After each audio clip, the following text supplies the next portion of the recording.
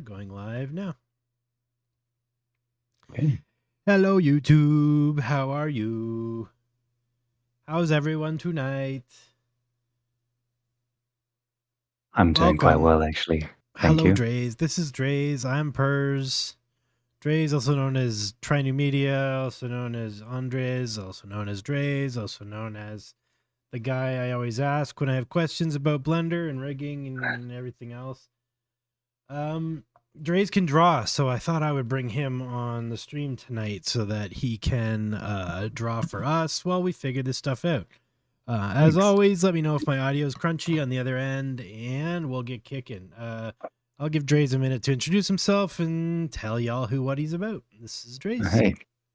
Yeah, so I'm Andres Stevens. I've currently been a Blender user for a very long time, and I've been working in 3D through multiple software.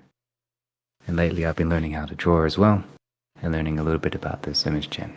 Pers has been an excellent friend and also a very good guide and mentor when it comes to dipping my feet inside of this world. So I felt very confident with the idea of mixing my skills, and hopefully in the future I can combine my 3D with this. So I do short films, music videos mostly, and also a lot of tech art and rigging and things like that, creating a number of different things. I hope you enjoy what's coming for today. We'll see how we can change the ComfyUI into something with drawn inputs. I'm looking forward to that. Heck yeah. So I'm going to make Draise's screen really big, and we are going to just do this on his computer and get Comfy installed, or get the Canvas thing installed. And yeah, you can follow along with Draise. And yeah. So yeah, Draise, are you already in Comfy? I currently just recently downloaded the zip file, extracted it, and I hit run NVIDIA GPU.bat. Then I loaded up IP. That's as far as I've got, and then I have this. I tried to do a prompt to see if it would work out of the box, and I have one error. Yeah, you need a model. Okay, so can you switch over to your desktop for us? Okay.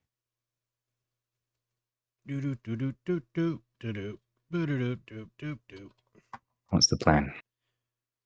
Sorry, I'm not seeing the right thing. Maybe you're sharing your screen. Is that what's going on? Okay, yeah, I can't show the camera and the share, so I'll just show your screen for now. Okay. Yeah. All right, cool. So here we are on Draise's desktop. You've installed it, but you need a model. So first things first, let's install Comfy Manager, because this can be a lot easier. So hop on Google there and search for Comfy Manager on GitHub. Comfy Manager. Yeah. You can type GitHub too. It usually helps. That's okay. It's the first one right there. UI Manager? Yep. All right, here we go. And then just check at the very top. There's going to be installation instructions. Sorry, like at the top of the, yeah. Scroll down a little bit. Installation. Yep, you got it. So CD custom nodes. Are you comfortable in the command line? So I have to go Comfy CD custom nodes. Yeah. You can just slide in there. I'm going to move my Open head into so terminal. you can see his screen. You can see my little thing lighting up when I'm talking. That's enough. Okay. So now I want to git clone this one. ComfyUI Manager right here in the custom nodes folder, correct? You got it. Yeah, that's actually the installation process for pretty much any of these without Manager. So if you need to install nodes manually, that's how you do it. But after we've installed the Manager and you've restarted ComfyUI, you can actually just install stuff with the Manager. So you can kill that window and then start Comfy again. The run NVIDIA GPU, yeah. So those of y'all who are following along, if you need to install ComfyUI, I have a tutorial about that in the description below, but we're just going off the fact that you probably already have Comfy installed. And if not, just download it and unpack it and install it and run it the first time, and you'll be where we're at now. So no worries. Okay, so Draise has started ComfyUI, and yeah, looking good. Okay, so now we want to, you see at the very bottom right now, you have a thing called Manager. Load checkpoint, VSC, Q prompt, load manager. Here we go. Yeah, so click that manager button, and that's going to be the ComfyUI Manager. So from here, we can install models and nodes and all that stuff. So you want to click on install models, the third button in the middle, in the center. There we go. Got it. Center column. All right. We have a lot of them. SDXL, which I heard is good. Yeah. Ooh, which one do we go for? So just for today, we're gonna start with an SDXL or SD15 model. So download T15. maybe you could try typing that. I can't remember what the model's actually There called we here. go. No. We want that's Pruned. funny. I've never actually used the manager to download models, so I'm confusing myself here.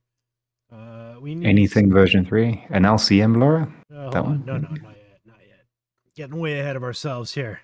All right. Okay. There should be one there called V15 pruned EMA only. So just type pruned. Yeah. And you want V15 pruned EMA only. V15, that one, first one. Yeah. So click install on the right. Click on install and we wait and see. Yeah. And then hit close on that window there. You can hit close in the bottom left. Close at the bottom left. Yeah. And then just watch the terminal window there, and that'll let us know. So that's downloading the checkpoint now. You basically need the checkpoint to continue. So let's download. Let's get the rest of the stuff installed. So pop back into Manager. Okay, loading up the Manager again. Oh, you know what? I don't know if you can. Let's not queue these tasks up while we're doing that. It's supposed to keep one running. Yeah, so why don't you shout when that's done, and we'll slide over to mine, and I'll just quickly show everybody how it works, and then we'll go back to finish installing it. So, yeah. Sounds good to me. 1 sec. Let me switch Discord over to the ETA is more or less 50 seconds, sorry. Right. Can I grid this with your head? Yes, I can. And can I turn off my own? Show my screen share. Perfect. Okay, so now we got Draise's head and the screen share on screen. And I can make you a little smaller. Doop, doop, doop, doop. Isn't this fun? Yeah, the floating heads, as earlier before, we're going to see. Show me what you got as we're floating around. Show me what you got. So, yeah. All right. And Sky's glad. See Jackie and Soltis in the chat. An AI goof. There we go. We got a lot of Blender users tonight. It's very good. Yeah, bunch of dorks. Dorks like us. All right. So this is when it's done, it'll look something like this. It'll add this Canvas tab, and then you can use the canvas to draw.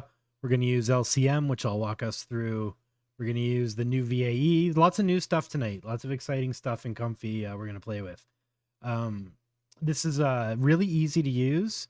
Once your canvas is all set up, all you have to do in Comfy to make it continually run is just click over here. You want to auto queue in the settings and just leave your batch count at 1.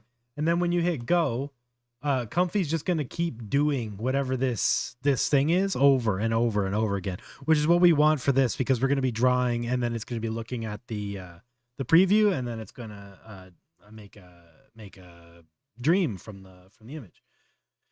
So we're just punching through the thing, and now we hit edit on the tab, and we get this editor, and you can actually take this editor, drag it out, and then squish it down, and then make it, put it here-ish. And then you can start drawing stuff.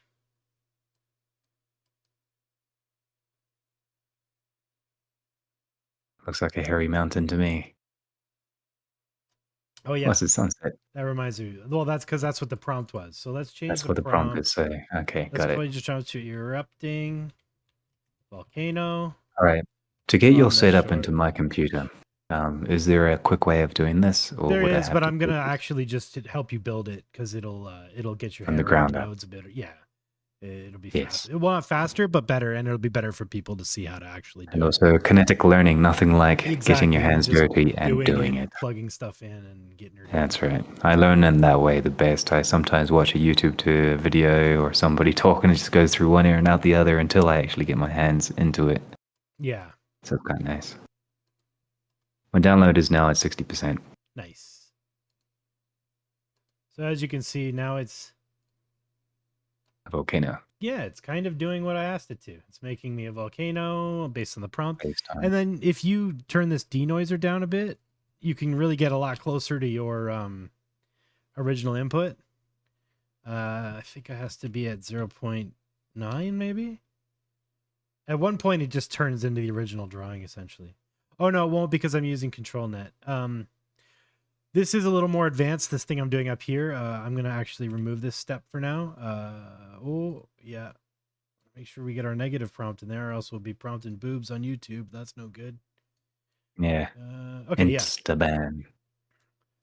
So the lower you go with the denoiser, the more like the original drawing it'll actually become, because it's blurring the original image less and less the lower you do. So like this is a lot closer to see the line. Right? Yeah, it's a lot closer to sort of where we started. And if you 0.4, you just got to wait for the next iteration to see it. Then it's more like the drawing. So you can actually control how much dream versus how much of your input image is. So if your input image is actually really good, you might not want to dream that much. You might just want to dream a little detail into it. But if your input image is and if your image is trash like mine, you might want to use like 0.99 and just do all dream and just a little bit of the prompt. See, because use it as like an inspiration. Suddenly this is this, and that is not this. So yeah, there are things to be said about are you actually making art? Are you actually doing anything here? We're playing, we're enjoying, we're having fun with toys. It's not that big of a deal. And use it as an inspiration. Yeah, or do whatever you want with it. It's all good. I think the fact that we can even do this is cool as hell. Yeah, I tend to agree. I have had a couple of experiments of using ControlNet with Stable Diffusion and the automatic 1-on-1 system where I would have a drawing that I created in Grease Pencil and inside of Blender or Forker Blender. And I used it to drive the depth and get some line work to drive a ControlNet to convert the image, not an image, dream on top of that image to kind of do some quick rendering of that. It was good fun, so I assume this is probably going to be a less workaround because I would have to save the file to disk or drag, copy and paste it into the system and then run the control nets and then run it again and then run the prompts through it. And if I changed the drawing just a little bit, I'd have to repeat the process just a tad. It was quite laborious. But I assume this must be a little bit more efficient. Yeah, I don't know about efficient. It's just kind of like... it's just kind of fun to have access to it like that. It's fun to have access to the engine. All right, let me switch over to your full screen here. Must be getting close to the end of the download there. Yes, it's currently fetching data at the moment. Fetch data from GitHub. Let's check OBS. All right, cool. Hopefully everybody can see that. Doesn't look too crazy. Okay, I'm going to hide my head so you can see yeah, there we go. All right, and it's done. Okay, so let's go into ComfyUI Manager again. So Jackie says I sound like Bob Ross, thanks. Salters also mentioned he's a Cinema 4D user. He's not wrong. So today we're just going to make some happy little accidents. Yeah. Okay, so... All right, let's open up Manager again. Okay, the manager down here in the bottom right.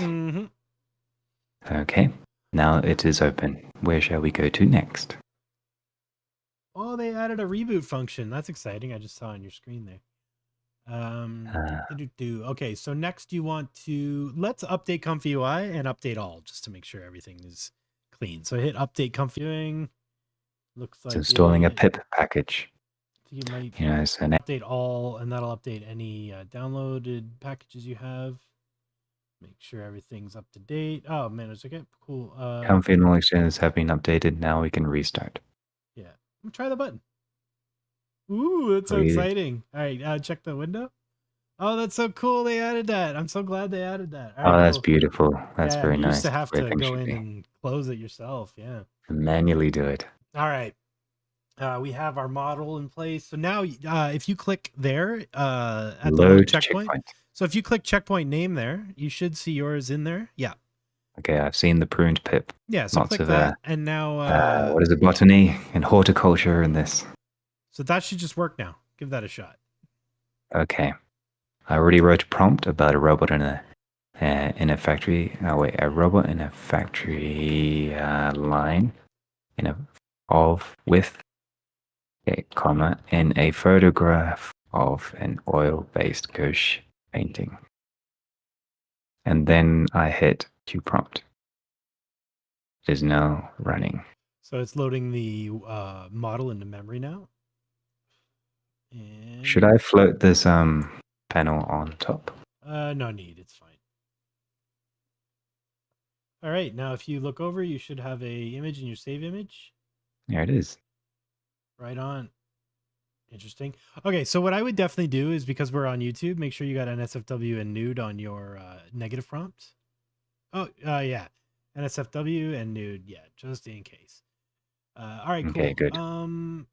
Yeah, so run another one, and we'll just see how it looks. Just hit Q. So I heard the other day that you mentioned that I can run queues as many times as I want, and it would just keep on generating. Yeah, and because That's beautiful. because you have a 4090, the 1.5 generations are hilariously fast. Like if you change your batch size to 9, you see there in the empty latent space at the very bottom. Down here. Yeah, change your batch size to 9. 9 frames. Then run one. Okay. Okay, let's cue the prompt. Is there a hotkey for the cue prompt? Yeah, Control Enter. Pardon me. Now hit the X. X. Oh wow. So it generated those in that time, yeah. That's very fast. I feel like it's faster than the automatic one. Yeah, it can be. Beautiful. All right. Let's do LCM. All right. So go to Manager. LCM? Yeah, go to Manager. Back into the Manager and in the bottom right. Yes. Now we have the Comfy Manager. So install models. And the third from the top in the middle column. Okay. And in there, you're going to want to search for LCM. LCM. That's the one that we got ahead of ourselves. There are 3. So grab that first one there, the SD 1.5. Yeah, so just hit install on that. This one should be LoRA. a little slower. An interesting date. LoRA in Spanish is like a female parrot. Oh, yeah.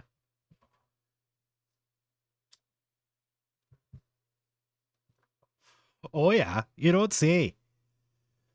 That's right.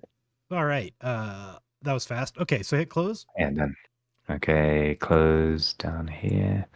To apply the install model, please click the refresh button in the main menu. Okay. Yeah, so you can just minimize that. Close, and then hit refresh. Yeah, let's just get that out of the way. We don't need the terminal window right now. All right. So we need to now load the LCM LoRA. So we have a checkpoint. So drag that checkpoint to the left a little bit. Load checkpoint. Which one is the check? Ah, this one here. Yeah. Yeah. So we want to make it. I can add a color here.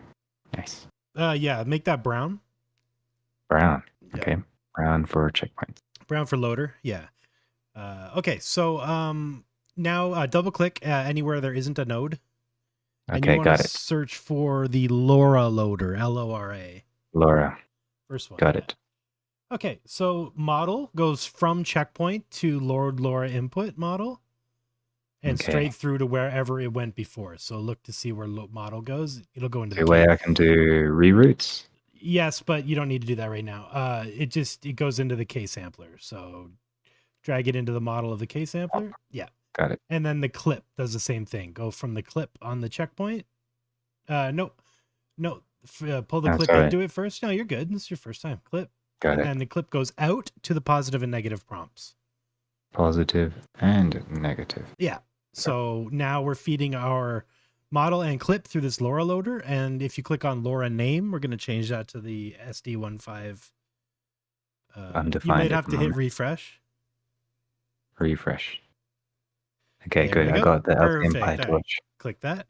Good. That's all good. And there's one more thing we need to do. We need to pull out from model on load LoRa. So just pull the cable out and let go of it somewhere in the air. And then search. You need a Okay, what are we looking the for? word discrete. You need the word discrete. That's it. Model sampler discrete. DIS. Yeah. Model sampling discrete. That first one. All right. Okay. Just put it underneath the load LoRa. Yeah. And just change the sampling mode to LCM. Got it. Perfect. And then run that model through the K sampler. So this goes over here. Bango, bango. Bypass. Yeah. So that's how you load an LCM in. And now what the LCM is a much faster thing that can get to results in 4 steps. So if you want to call it cyan. Cyan? Yeah. Here? Yeah. Oh, the node? Make the, if you like just to, so the colors make sense. Cyan, colors cyan. Colors. There you go. And then load LoRa, you can make brown because it's a loader. Okay, good. The positive and negative prompts, you can make green and red. So that make that So this would be red? Yeah, red. And this positive one would be green. Yeah, then you can see at a glance what everything does. K sampler is a diffusion step, so it's a purple. Purple for diffusion. Yep. And the VAE decoder is red. VAEs are red. It's a decoder. Yeah, if you look at the colors of the cables, this is what this is basically based on. Yeah. Okay, makes sense. So, and then the very final one, which is an image output, inputs and outputs are blue because the cables are blue. And this sort of coloring eventually will just seep into your brain and make sense. I usually make those green. Anything with sliders and stuff, the empty latent image, anything with sliders or controls at the bottom node, the very bottom. Yeah, I'll make that one make green. that green as a user input. Exactly. Yeah, and that's basically basic color coding for the graph. The other thing I really like to do is go to Manager. Okay. And not Manager. There's a little, close that. There's a little gear in the top right of the cube. Bottom right of the panel here. So scroll down to the link render mode.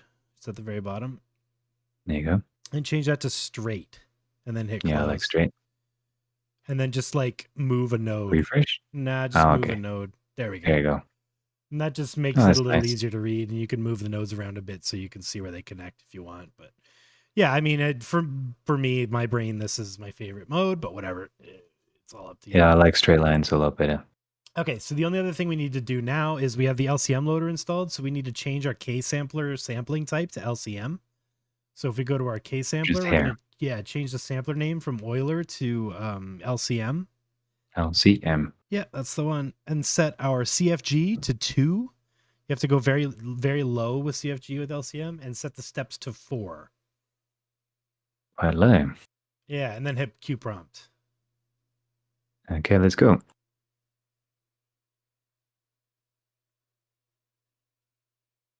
Done.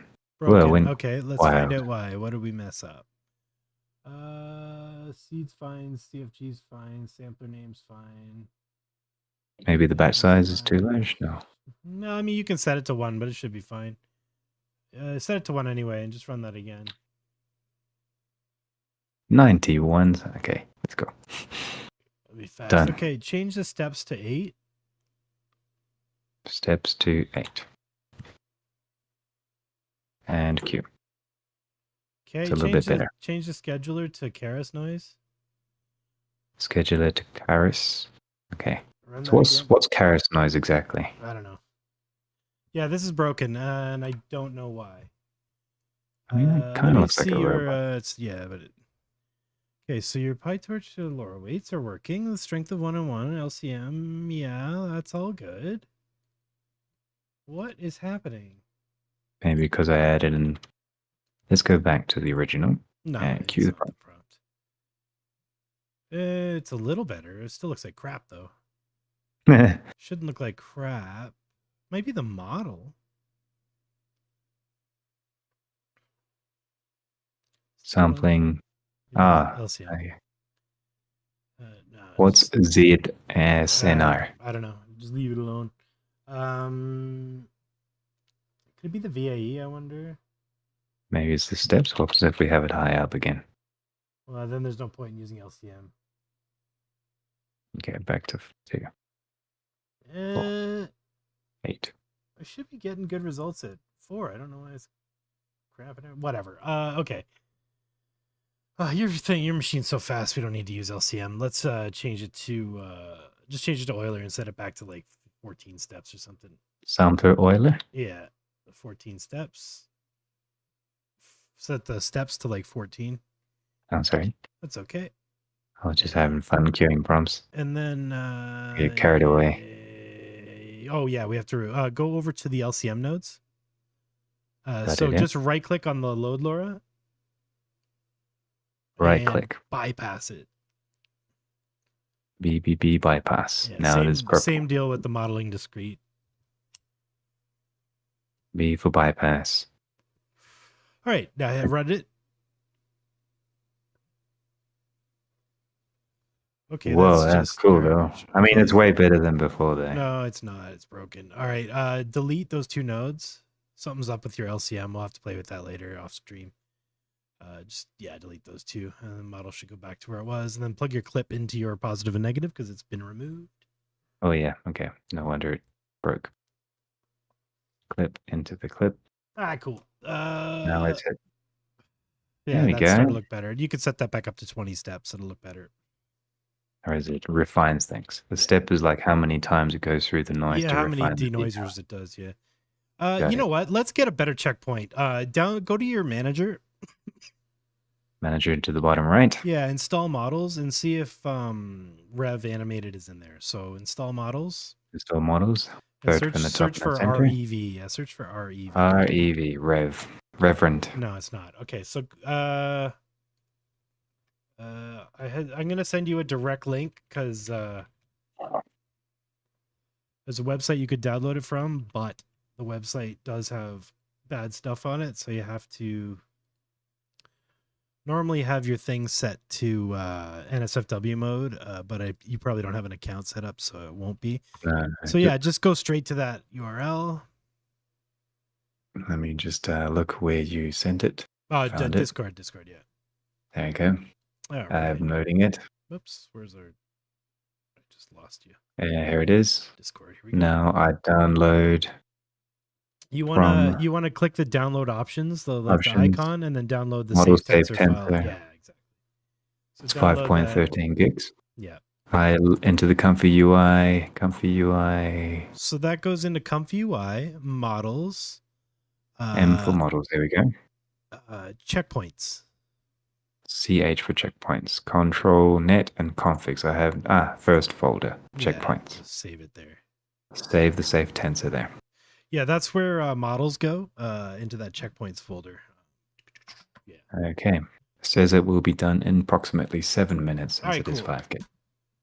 Okay, let's do the Canvas install while we wait. So go over. Oh yeah, we're downloading. Okay, it's perfect. So close this manager window. Closing. Yep, and go install. Not that one. Go back to manager. Manager. Okay. Install custom nodes. Okay, let's go for the custom nodes. You want to type in Canvas, Canvas, Canvas. Canvas in the top right, and we have a Canvas tab by Lurk. Installing. Yeah, install that, and then just read your little thing and see what it says. Should be nice and easy. To apply the installed update, disable. Okay, let's restart the ComfyUI. Oh, I'm so glad they added that. That is so nice. That's beautiful. All right. I did lose the colors there. Oh, why? Should have saved your workflow. You still can. Just hit save on the right. You can save your workflow at any time. Yep. Or you can load up any image you've generated with the workflow and it'll... Where is a good place to save it usually? So what I do is I make a folder in ComfyUI called workflows. Okay. Yeah. Workflows. And then I just keep all my workflows in there. Just name it whatever it is. So okay. You can do that next time. So now you would just hit load and then go to that workflows directory. Oh, look. Here are some of my pictures that I was telling you about when I was trying the control nets. Drawings? Yeah. Control net drawings. So, for example, this was one of my original drawings here. And then I used the system Stable Diffusion to clean it up. Yeah. The other ones was I was using a pose and then just iterating different types of poses or characters based on this original drawing here. That's cool. Or I use this original drawing to design a new character from the general idea, which is this one here. Right on. So I guess that's something similar to what we're doing today. A little bit less, a little more, less refined. Less refined. Okay. All So right. workflows. Let me go into the system and into my ComfyUI folder. Workflows, load up the JSON, and here it is. I got my colors back. All right. Next step. Oh man, I'm gonna really Marcy Hoopy mentioned that the CFG scale on your thing is too low, so set it to back to 8. Okay. Yeah, 2 was good for LCM, but we're back to regular KNoise. So yeah. So run that, and that should be fine. It's just loading your model into memory right now. Boop, boop, boop, boop, boop, boop. And okay. all right, cool. So CFG, what does CFG basically do? CFG is how hard it tries to stick to the CFG is how hard it tries to stick to the prompt. So the higher and higher you go, the more deep fried it gets, but the more it tries to do exactly what you said. The lower you go, the more it lets it itself explore its own latent space a little bit. Less direct connections to things, more trippy, more hallucination, basically. The lower the number, the more hallucination. The higher the number, the more it really tries to nail what you typed. Good range is 6 to 8 for most things, but that's just beginner numbers. You can mess around, change numbers, and see what they do. They do different things based on different models, based on different prompts, based on different, there's a million criteria. So it's really best to just play with this stuff, try and get a feel for what it do. But yeah, so for right now, before we continue making prompts, what I would like to do is add the Canvas node. So let's let's minimize that terminal window so we can see it. All right, cool. Right click anywhere and add node. Oh, sorry, double click anywhere and add the Canvas node. Yeah, Canvas tab. That's the one. Canvas tab. Yeah. So we need to add a VAE encoder. So yeah, drag image out and add a VAE encode. It's actually in that quick list there, but yeah, that works too. VAE encoder. All right. And then plug the VAE from the checkpoint into the VAE encoder, the VAE cable. Here we go. Yeah. The VAE is the thing that turns it from latent information into RGB data. It's the decoder. It's the thing that turns images into latent and latents into images. So we want to plug that into the latent images of the K sampler. Way over here. Yeah. So now we no longer need the empty latent image at the bottom because our resolution and batch size is being determined by what images we're sending to it. In this case, got it. Yeah, those. So yeah, you open that up. You can pull that tab out. Yeah.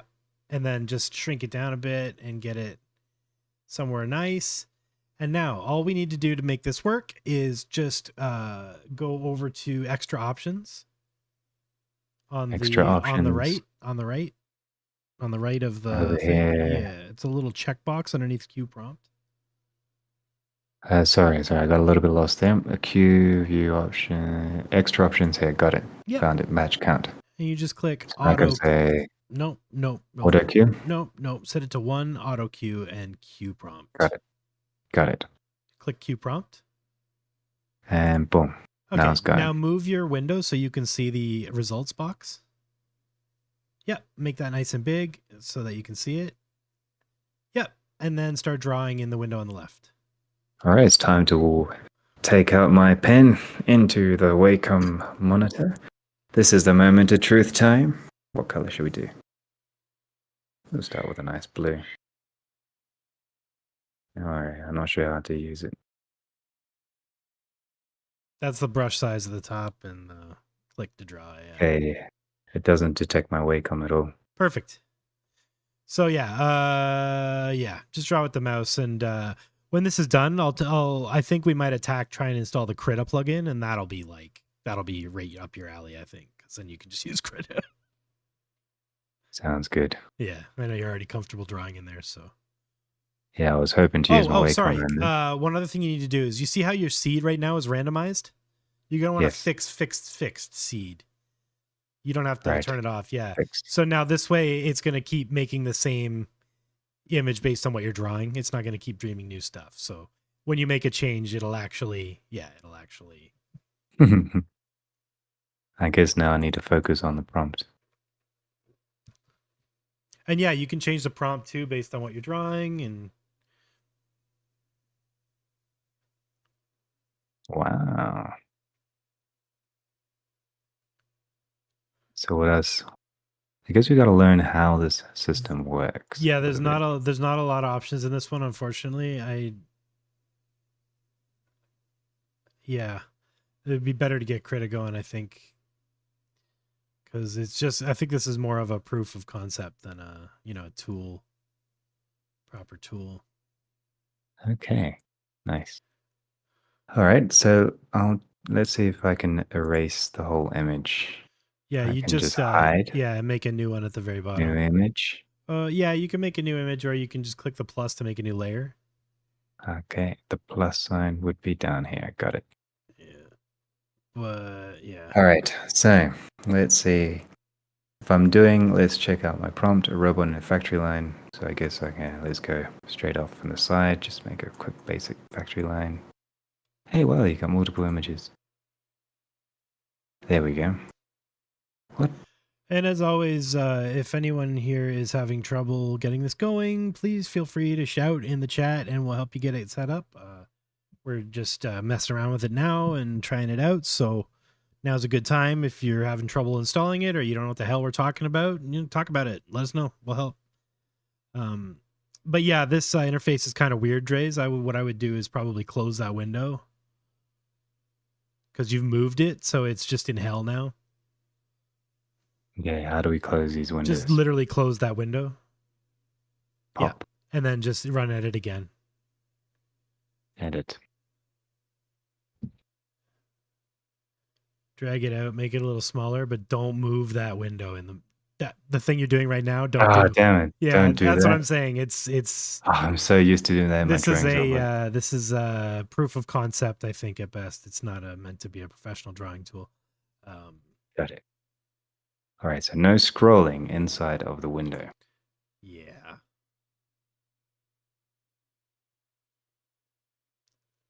Okay. We'll dock it so we can have them side by side. So no scrolling. Let's just do a quick basic ground like this. There you go. Now let's make like a red robot kind of shape.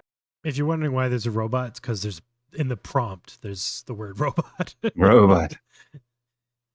Okay. Hey, Artie, hello. Hello. We are currently trying to test out drawing with ComfyUI. And so I'm starting to get comfy with Comfy. We're drawing on the left, and the AI is dreaming based on what it sees in the drawing and what he's written in as the prompt. Yeah, so I'm going to change the prompt now. And I'm going to say a sunset over the water. In the style of, where's an artist that I really like? Does this take artist names, this version? Sure. Or should I just it's fine. Yeah, it works. Give me a second as I load it up. So this particular artist I've been using a lot with my own Painterly style of project, which is this particular project here in the background with this 3D object. So this leads me to my next question. Can you copy and import an image, just like a screen capture into this and then draw over that on top? Not with this. You could do that with Krita though, right? Anything you could do with Krita, you can just do with this because you'll just broadcast Krita into Comfy. So I think like the answer to that is just to use something that's already like awesome. But the Krita plugin was a little more complicated than setting this up. So I wasn't sure I wanted to tackle it on the thing, but I think we can handle it. It's only a couple commands. Couple commands. Oh, yeah, copy and paste an image. There we go. There we go. Nice, cool sunset. So if I create, I'll hide this, make a new image, what, no, not new image, new layer. And I paint in the sea over here. And then I use, for example, a sun over here. And maybe like a black mountain over here. It's crazy to watch it populate what you're drawing, even if it's And like... then draw like a boat kind of thing here with a little bit of a little decor. See what it thinks. In my Not travels so far, I've noticed it really only responds to like very contrasting changes in color. Like, true. So I can't. Okay. yeah, like so if I like do the like this boat, for green instance, would have to be like probably like, I don't know, red or something. Like, or maybe we need to prompt it in. Sunset over the water with a boat to the bottom right.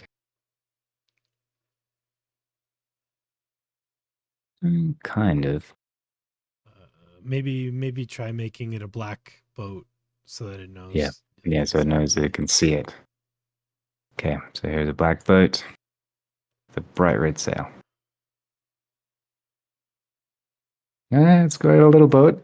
And again, you can turn the denoising down in the K sampler to make it more like your input image and sort of bridge that gap. Let's try that'll be 0.2. like, That's a bit too your much. image. Yeah, super like 0.8, right, 0.5, 0.8 or 0.9. No, okay, 0.8 or 0.9. 9. Okay. Let's try 0.8. Yeah, kind of. It's kind of like There you NVIDIA go. Canvas. It's kind of like NVIDIA Canvas, but it's a lot more like it's because but we have access to everything sort of in Stable Diffusion now with this. So Draise, I don't know what happened there, but oh yeah, this thing. Let's do Krita. Screw it.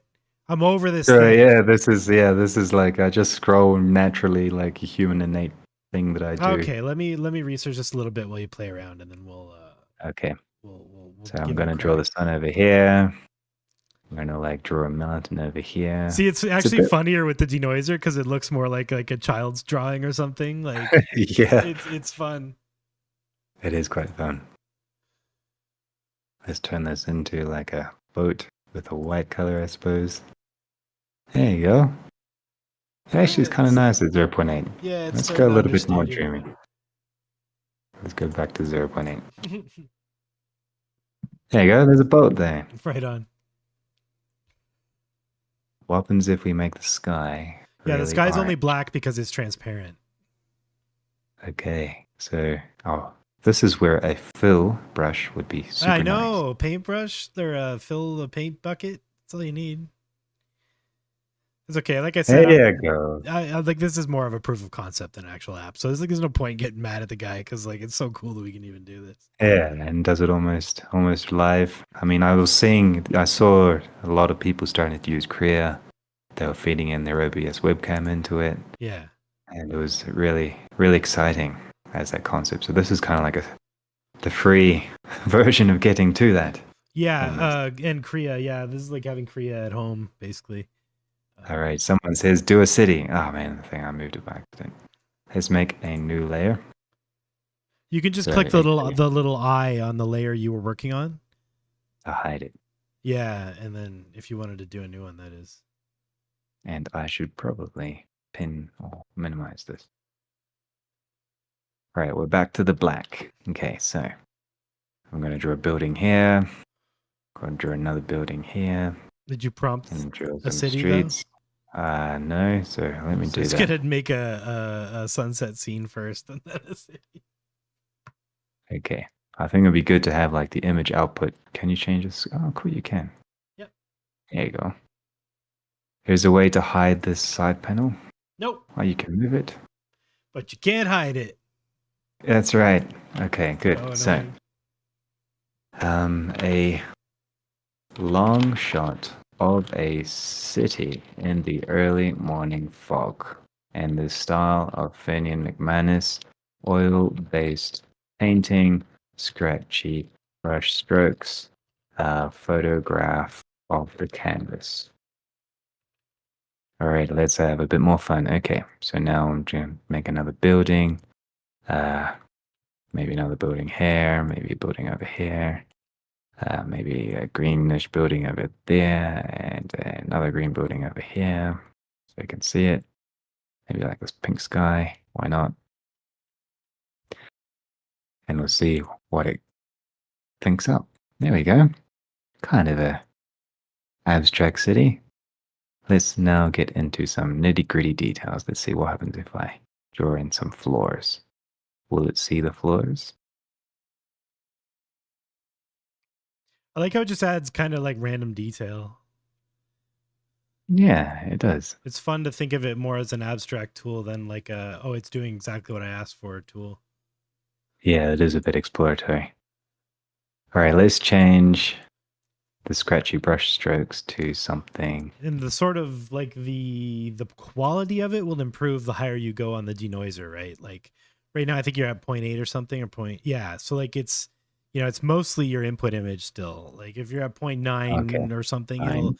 it'll look like a lot, but whoa, that one now looks hilariously bad. Let's go back to 1. Let's see what happens at 1. Yeah, so maybe this isn't a good prompt, or maybe this model's just Okay, kind of let's try it lacking in again. this area. And also there is let's try Pascal Blanche instead, in the style of Pascal Blanche. Matt Vine pointed out that we're saving every one of these images, which is not necessary. So you can delete that save node. Okay. Yeah. And then just make a preview node, preview image node. It's at the very bottom of there. Yeah. And then just run it again. And instead Well, of that's good to save, know. yeah, so instead of saving it every time, it's just going to preview it. And then if you like one, you just right click on preview image, like right click on the image and hit save image. Okay, let's change the prompt. Want to watch my disk space? Yeah, I have a few hundred gigs, but that should be fine. Yeah. I was like, I think he has a 4 terabyte SSD, but yeah, there's no point in saving 1,000 images. Okay, so let's think of the next thing. A sleeping cat on a pillow. Oh, it's a kid on a A pillow. sleeping kid. Sleeping cat. A sleeping cat on a pillow. A strong, expressive painting with dark blue and white colors.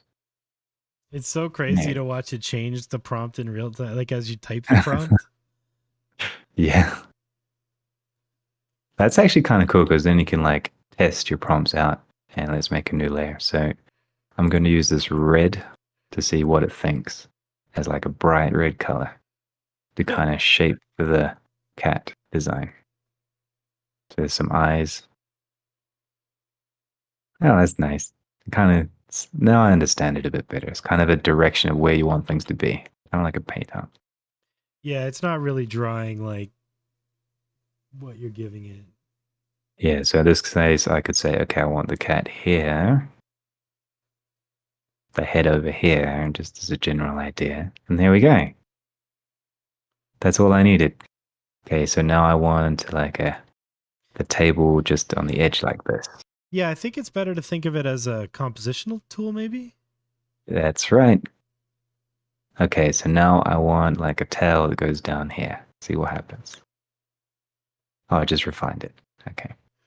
I will say I've played with Kriya's and it is really good. So they must be doing more stuff. I like the big cat.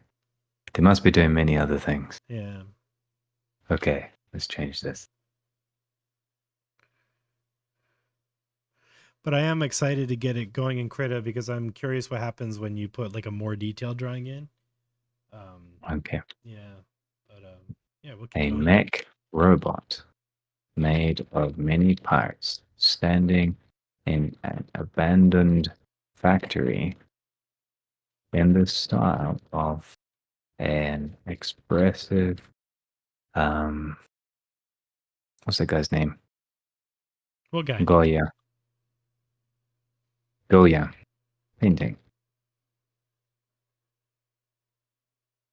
Goyo, I'm not sure is the word of it. That was kind of cool. All right, but now let's try a new layer. So in this case, a compositional tool. So if I'm going to use the bright green for a roof, for example, bright blue for the floor, kind of like this, and a bright red for the robot. Okay, that's a rough idea where the robot is.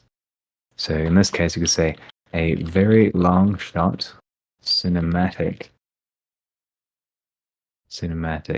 frame of a mech robot. There you go. That's much better. Kind of. So let's put on some lights into the roof, see what happens. There you go. It lit up another robot. It lit up another robot. So a very long shot of a cinematic frame of a mech of a single mech robot made of many parts standing in an abandoned factory with lights and the roof. There you go. It's more like it. So I guess you have to tailor the prompt to the image that you're doing. That's kind of cool. I like that. All right, so now let's change it up and say this bright green. Let's put some things down here, and we could say with lights on the roof, surrounded by growing plants. Okay, maybe it's getting a bit too complex, my prompt. I'm an expressive oil-based thing. Okay, so I'm going to erase this robot and see what happens.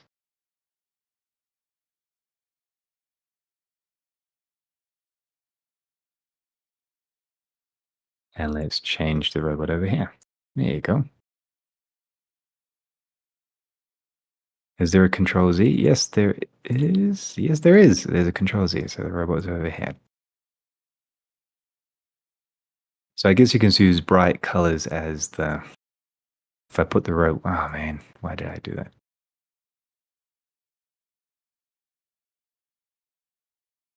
Okay, if I do this up here, the robot here on this side, we can see how it looks. Now it's from the bottom left. That actually looks kind of cool. And he says, I'm so happy it's 30 plus years of my life and MS Paint is just as exciting as day one. It's day one, yeah. It's close enough to MS Paint, yeah. Still MS Paint. I feel like I'm drawing the old Amiga almost. Okay, new layer. Let's change the prompt.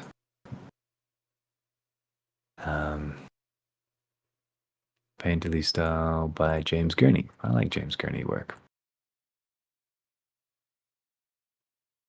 Okay, so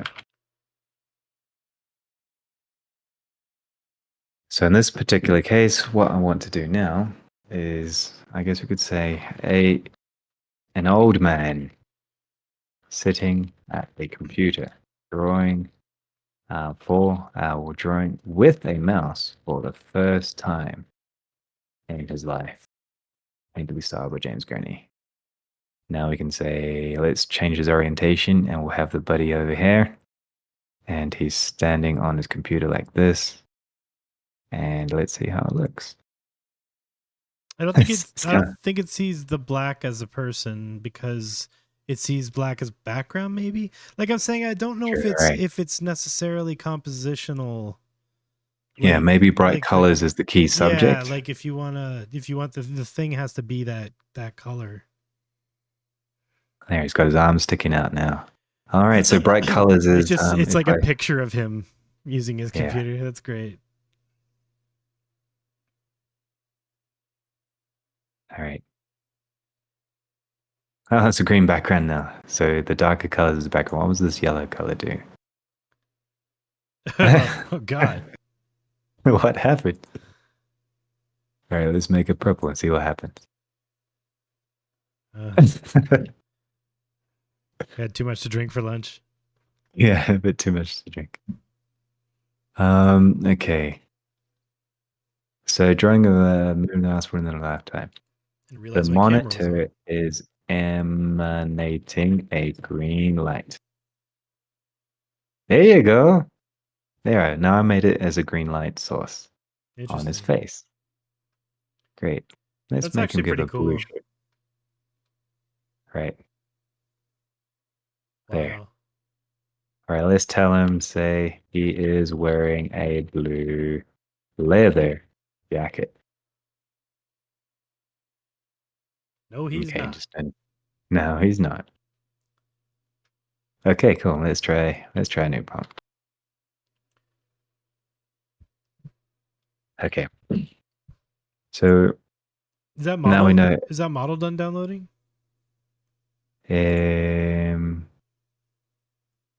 Should be. It was in the.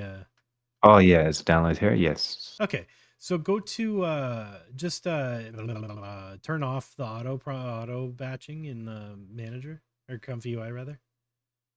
Okay, auto off. Yeah, so there we go, and then go to the left and change your checkpoint. Okay. You might have to Here it is. refresh. RevAnimated. Okay, perfect. Yeah, perfect.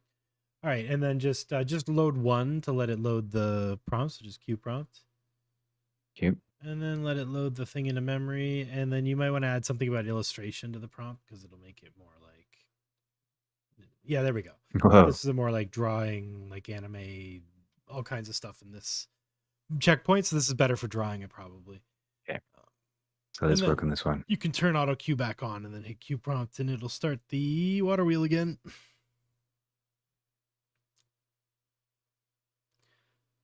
One thing I would like to do is figure out how to make it only run the diffusion when the image has been updated in the canvas. So it's not just constantly running. That would be cool.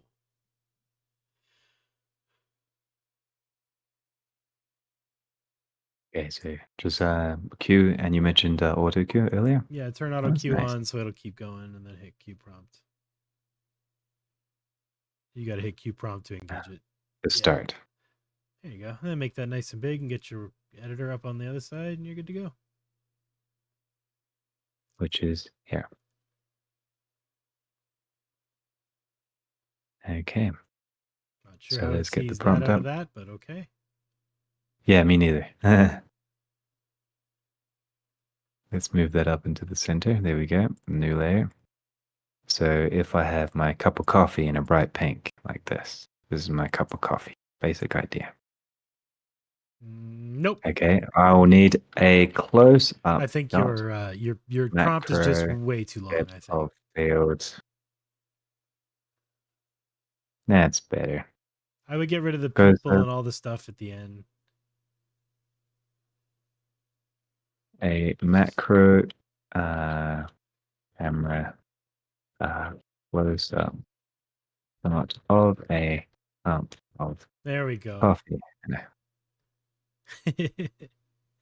Hey, maybe only 17 people like what they're seeing. Don't like shame people. You people like whenever you like. It's fine. Come on, people. Excellent. Quit being stingy with the likes.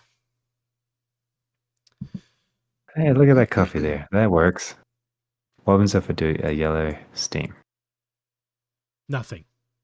With steam coming out. Whoa. There's a steam engine in the background. Yeah. All right. Coming out of the train station. Yeah, it's getting a bit too complex. So how about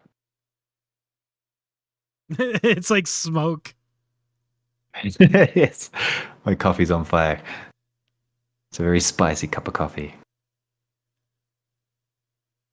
I never understand it. Yeah. All right. The other day I saw an observatory looking out into space. And it's already looking out into space. It is located in a forest. Oh, nice. Forest. Okay, let's do this as a pencil charcoal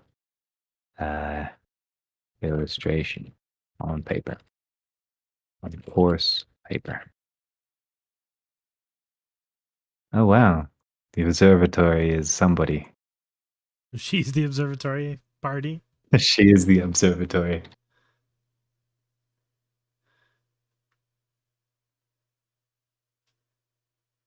All right. I don't see that in what you drew, but okay. Yeah, this is I'd have to okay, let's try this again. So imagine this yellow thing is the yellow thing in a new layer is the observatory. And what it's looking at is this green thing over here. So it was the basic composition of what I saw in the art gallery. So now we see the column, bright yellow and green. Kind of looks like that. Yeah, So if we change the shape, shout out to Draise here. He did two talks at BCon this year. Two talks at Blender Conference this year. Dose talks. Yeah, too many. I had a bit of a hard time socializing and networking with 700 or so of the biggest Blender users in the world. Couldn't believe it. You should take a minute and talk about B for Artists and the Painterly project briefly, Draise, while we're just chilling. People might be interested to check it out. Listen to this, guys. Draise got some cool stuff. Yeah, let me give you a quick little tour. So maybe for performance reasons, I'm going to turn off the auto cue. Yeah, that would be wise. And let's see if I can load up my... Here we go. Draise here runs a fork of Blender called B for Artists with lots of streamlining and like basically more... well, he can tell you. Yeah, it's in this particular project, I create. Let's see if I can bring it up a bit more in illustrative design. Discard all and load up the images.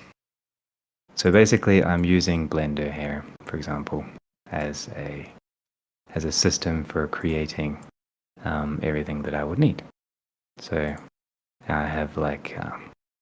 I'm using this to create a whole entire factory world underneath the ground inside of this canyon. And this is currently the basis of an episode 9 of a series of music videos that I've created.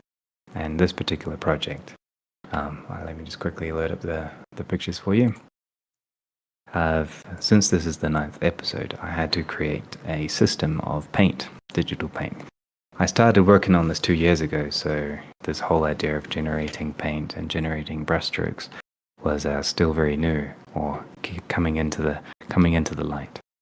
So I had already started developing the system, and I'm very familiar with my 3D workflow. So I designed the system this way.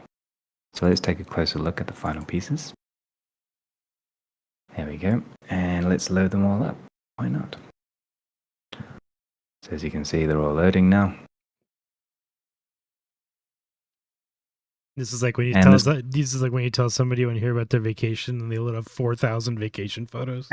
Yeah, 4,000 vacation photos. I'll only zoom into a couple of them. But you can check them out. You can check out the videos if you search for the DG Unknown in the Android repair service. So I have different parts of a district in the city, and each video shows a particular character or a person or an area inside of the city based around the adventures of the Android repairman. And he is basically answering calls, just trying to tell everybody that he doesn't repair Android phones, he repairs robots.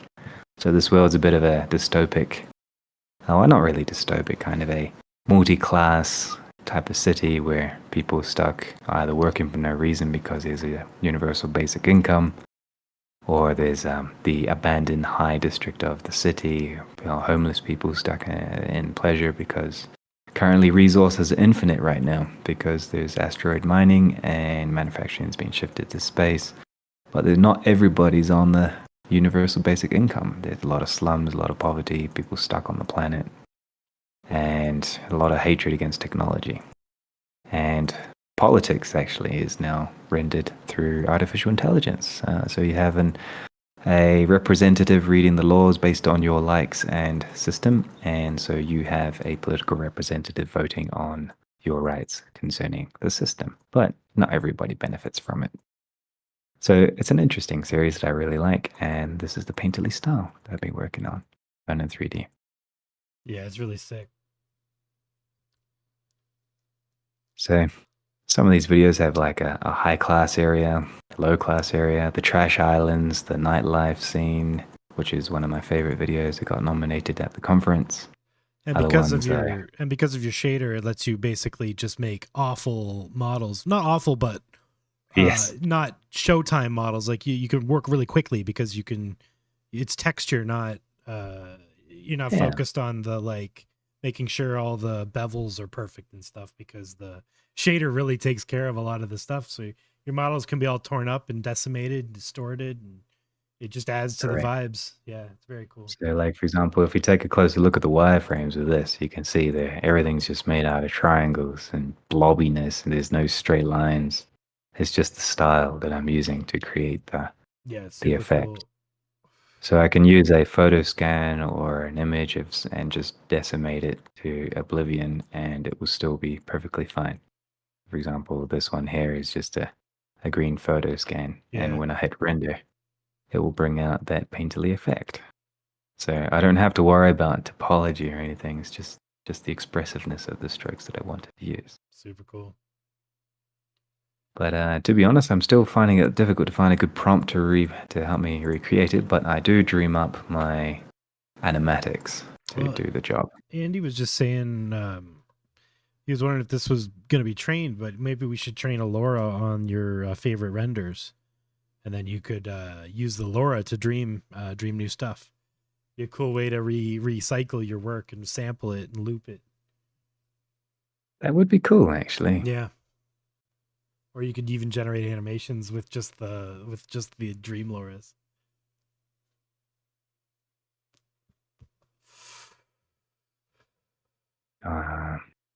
Very cool. Yeah, here we go. Oh, this is the work in progress of one of the episodes. Some of the frames look like they went missing. Yeah, all of these frames. Let's go to the previous episode. Here we go. Here's my dreams. So in the previous episode, I would use these dreams here to get my general idea of the colors that I was using, trying to get the shots, trying to get the general idea, like the street people that you saw earlier. Mm-hmm. I was using these as part to quickly edit my animatics. So recently I've just realized you can actually use some dreaming inside of the video sequencer editor of Blender using an add-on called, what was the name of it? By Tin Wotan. Oh yeah. Have you tried that out yet? No, but that's cool. It's very interesting. Very interesting. I really like this process of using AI photos to mood board. Not necessarily storyboard, but certainly mood board concepts, colors, compositions, all the C's. Yeah, all the all the C's. C's. Yeah, that particular, just to give you a comparison of the final episode, these were the frames from it, which I have. Whoop. There we go. Hey, Matisse is here. Hey, Matisse, have you tried Mask plus webcam for Canvas workflow? No, not yet. I tried to get the webcam thing working earlier, but I just couldn't. I'll try again later. But for now, we're just focusing on Canvas, and then when we're done this segment, Draise and I are going to install the Krita plugin on his machine, and we're going to try and get that talking to Comfy so that he can draw in his comfortable drawing app with his pen tablet, and then we'll see. Then we'll see what's possible. So, question, would the webcam system be possible alternatively? No. I think I'm crackling. I'm going to be right back with I think my audio is broken. One sec.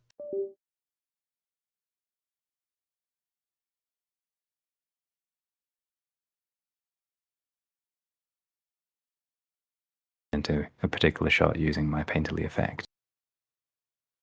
Or here's another shot where she's standing talking on her phone, these particular frames of having an idea, and the final shot was this. So using the idea, it wasn't directly translated, but I wanted that rough scratchiness to kind of just get me an idea, a general idea of the light, No, it's great. Kind of bring it out just a little bit. Or like when she's standing in front of the window, those shots, like these shots here, I really liked a lot. And the final shot turned out to be this one here.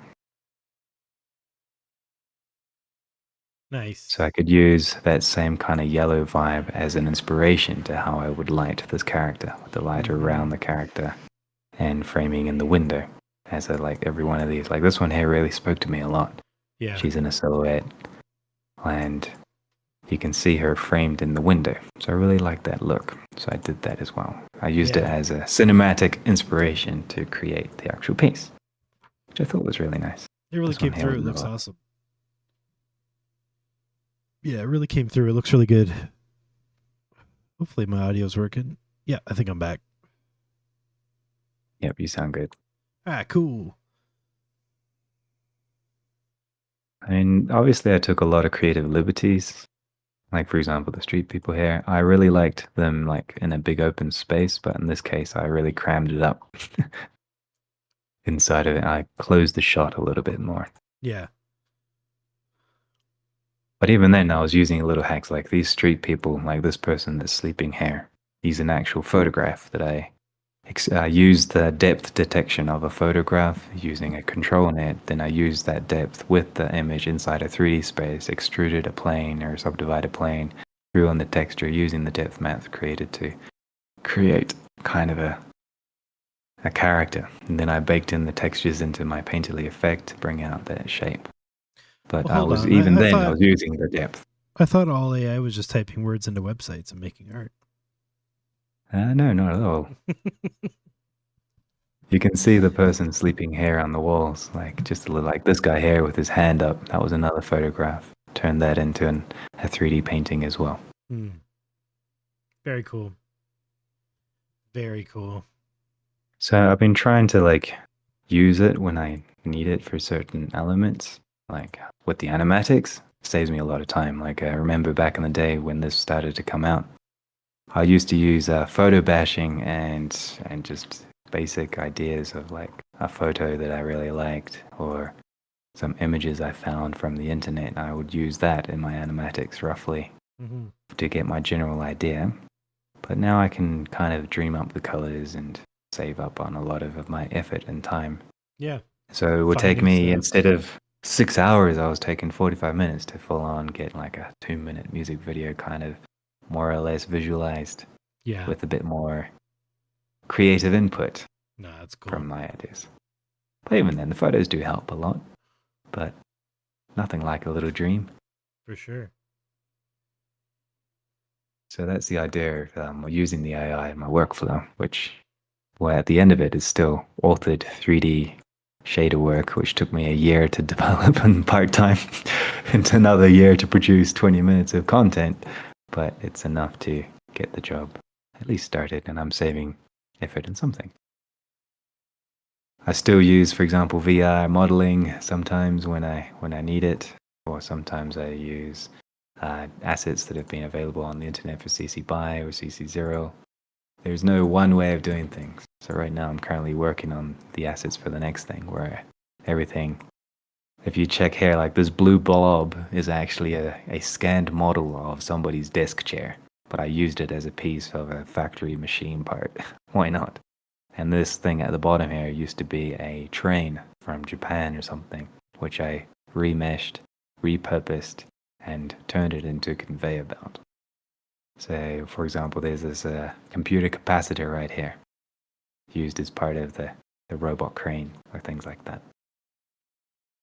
So I like to repurpose and refurbish everything using the 3D space to recreate. If we get Krita up and running, it would make my conceptualizing even nicer. Yeah, let's do that. Let's do that right now. Okay. I'm going to slide on over to my screen here, and I'm going to download Krita. And I'm going to get you back into the space so we can see your face. Where's your face?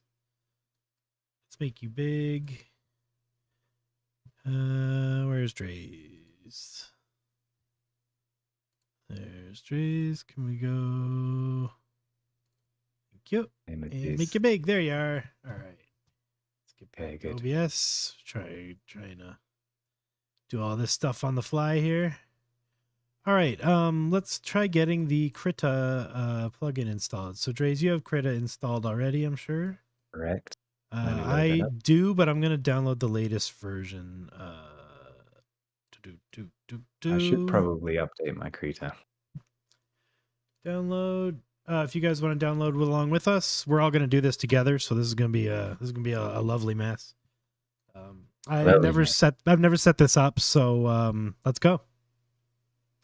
You can watch my process of yelling at my computer. Yes, we do this every day.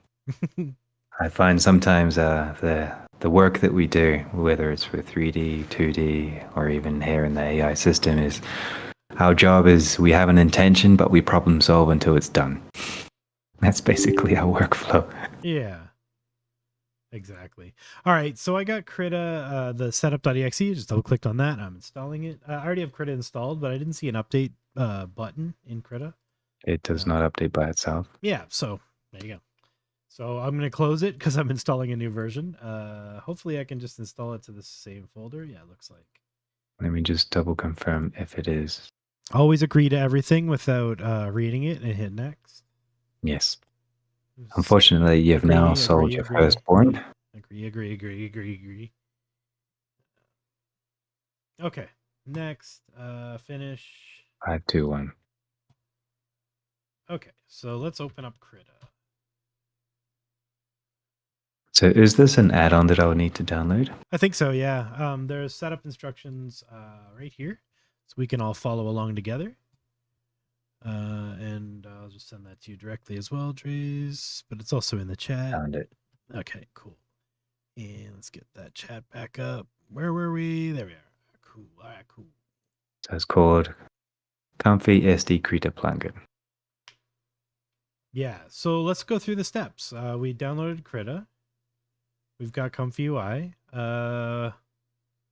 Custom nodes directory again. Got it. And we need... I'm there. LM. Run the git clone. Looks like we need these. So where is that?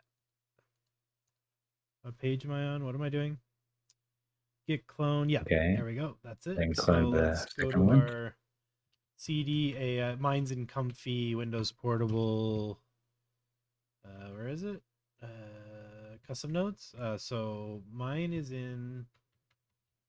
Yeah. So CD /AI/Comfy blah blah blah. Yeah, we'll do the Symlinks too. That looks like fun. Windows Portable. So we'll go to ComfyUI and then it's custom nodes. And that's where we want to git clone it. Skadoosh. All right. And let's restart Comfy. Actually, you know what? I need to update Comfy. Yeah. Hey, mine's out of date. Krita. And I'm just going to update all my plugins because I'm feeling spicy. Krita. Settings. Manage resources. Open resources folder. Actually, I had a question to my chat. If anyone's here, anyone's been doing this stuff, do you know a way in Comfy to tell it to only queue the diffusion process after an image has changed? So we got our, our image loader or whatever. Is there a way to tell it not to keep dreaming until it senses a change in the recent ComfyUI breaks WAS? That's not good. I use WAS for everything. All right, whatever. Okay, let's restart Comfy. This will be the last time I have to do this manually. Apparently, it's in the thing now. That's exciting. It's exciting. As you know, whenever you install add-ons with Comfy or pretty much do anything with Comfy, you pretty much have to restart it. So now that I've installed all the plugins, it's installing, or now that I've cloned all the plugins, it's now installing them. Okay, that's good.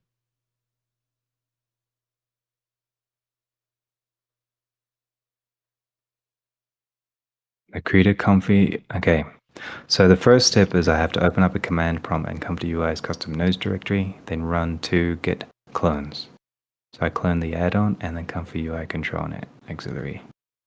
Yeah, those are the two you put into the ComfyUI custom nodes folder. That's right.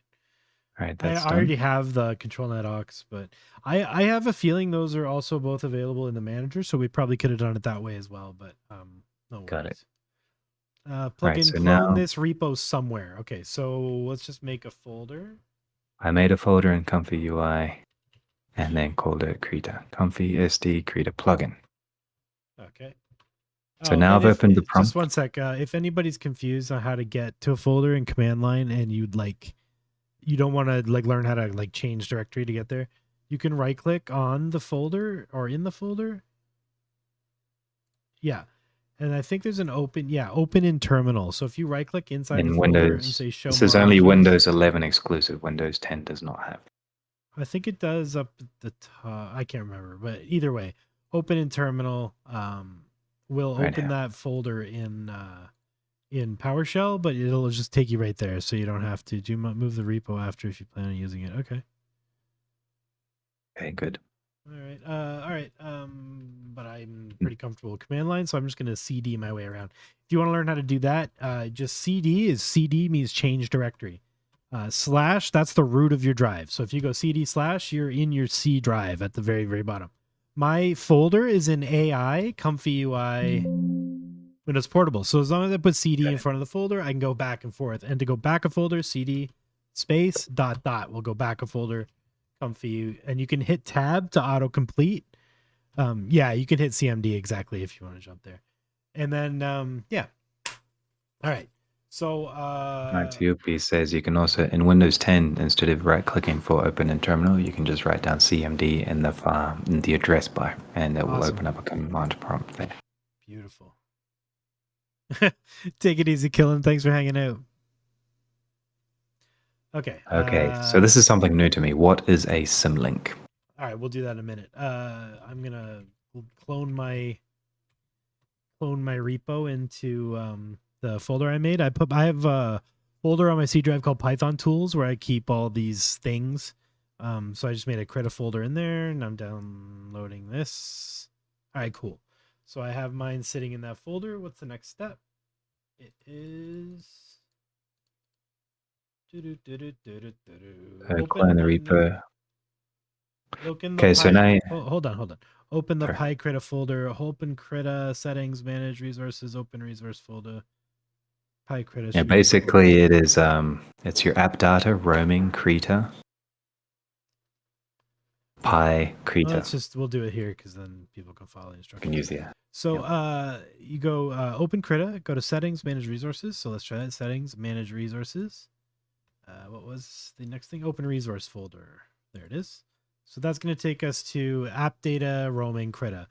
App data is where apps store all their data. If you don't know where something is, it's probably in app data. So let's go to our PyKrita folder, and there it is. That's beautiful. It's just sitting there, and it's there, and everything's cool. So open a new command prompt as admin. Okay, to do that, you can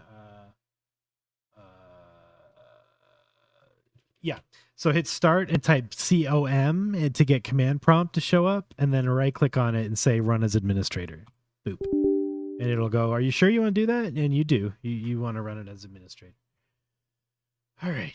Let's move it over here. What's the next command? Make a symlink of KritaComfy and KritaComfy.desktop present in this repository in the front ends directory Windows commands example. So make link is the command we're going to be using, mklink.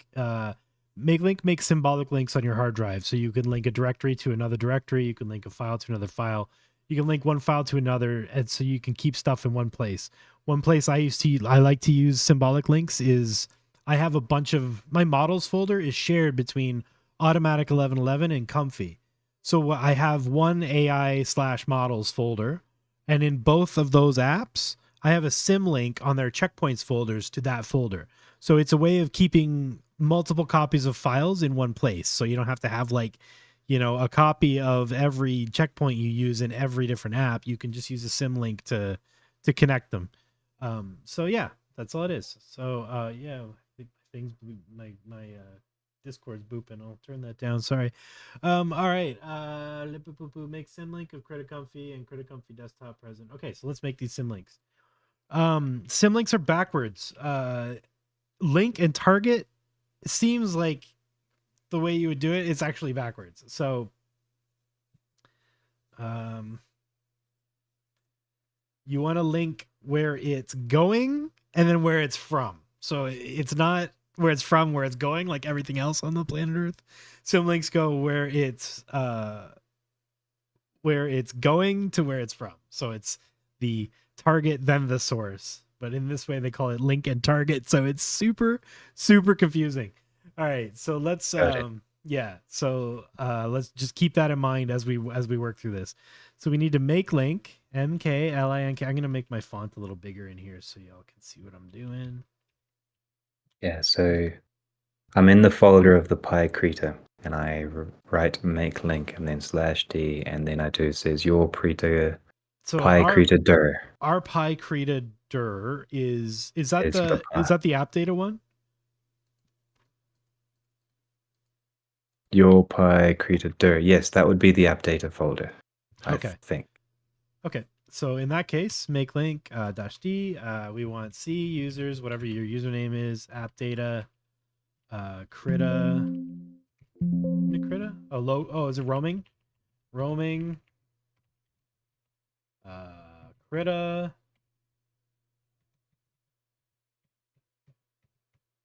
Do you remember what the next folder was? Oh, PyKrita. PyKrita. Okay, that's it. PyKrita, and then quotes your local repo directory. In my case, is Python tools /Krita. Wait. Which repo? Yeah, I'm trying to understand. Which repo? Yeah, that's what I'm confused at that point as well. So it says your PyKrita dir is the first path,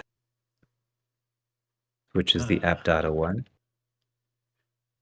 Okay. Yeah, I'm just trying to and figure then out. the second path is the Krita Comfy front end from the local repo. That's the add-on. I don't know. Let me The check. Krita plugin Hold path. on. I can check. Hold on. It's here. It's this path. It's in the ComfyUI thing, or not ComfyUI. The other thing. The other thing we installed. Python tools. The other thing we just the thing we just get cloned. Python tools. Krita Comfy. But that's not the folder though. Oh, it's because I didn't go into front ends. Front ends. Okay. Front ends. Local repo, front ends, Krita Krita Comfy. Got it. All right, that's the folder. I don't have that folder. I only have Krita. It's in the plugin that you download that you cloned earlier. Yeah, I know. So in my case, I don't have the _comfy folder in mine. What? WTF. Front ends Krita _comfy. Front ends Krita. All right, so make this. Oh, Krita Comfy. I see what I did. I'm just stupid. All right, I think that is it, but there's no trailing slashes. Looks like no trailing slashes. Cannot create a file where it already exists. So I think I might need to delete it. Wait, isn't that backwards? I hate this, guys. I hate this. Yeah, this part's the difficult part. This sucks. The documentation is not great, but we'll get there. Let's figure it out. Do I need to delete this front ends Krita Comfy folder so that I can make a link to it? That's usually what is the case. Krita Comfy. Krita Comfy, but there's so much stuff in there. No, I think it goes the other way. I feel like it goes the other way. You must. Let's try. Hold on. Link target, right? All right, copy, paste. PyKrita. They will update the info whenever. Okay. Do I need to do this in PowerShell? Line prompt.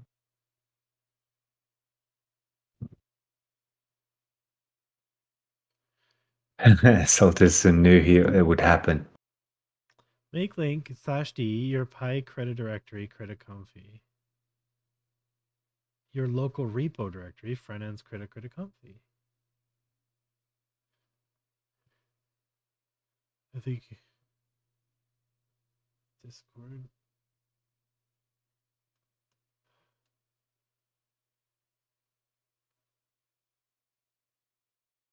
URL. There are 2 screenshots in Discord. Where? In help? The General. Symlinks go here. Update aroma, Krita, PyKrita. Update roaming. Oh, so they are backwards. Mm.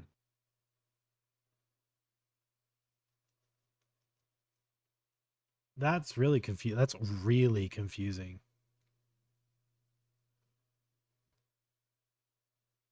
You just have to All point right, to let's try that the other way around. Yeah. Can I create a file when that file already exists? What? Yeah. No, I think it's. I think this is backwards, and this is why I didn't want to do this one, because I didn't love the idea of these Symlinks.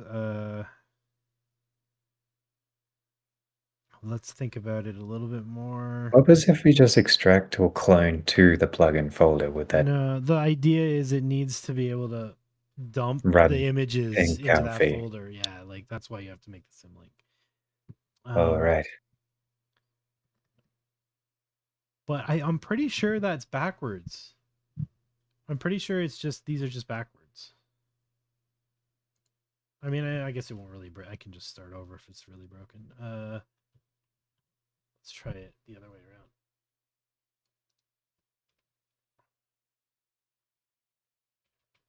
You only live once. Access is denied. No, same I thing. found out that the D is to create a new folder. If you remove the D, then it won't create a new folder. It'll just make the link. Well, I mean, Maybe that will help. normally I make directory junctions, but I think the folder has to be missing. You want the symlinks to go into the Krita directory of the program under resources PyKrita.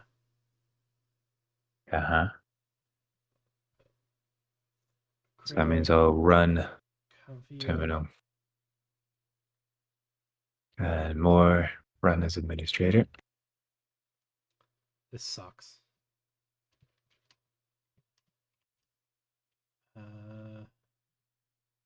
So PyKrita, CD PyKrita, we're there. Let's make links. With D, Krita Comfy. Have Krita PyKrita. Make link to this particular Krita Comfy. There's the folder. Krita Comfy's there. What? So I don't need this Krita Comfy folder that exists. I need the. I don't see Symlinks on these screenshots you sent me. I don't see Symlinks. Oh, the roaming data goes into there. Yeah, these are backwards. I'm sure these are backwards. Roaming data. Access is denied. What? So users app data. It's kind of annoying when something uses the app data folder. Yeah. Roaming Krita. PyKrita. All right. Okay, so the junctions the junctions need to be made in this folder.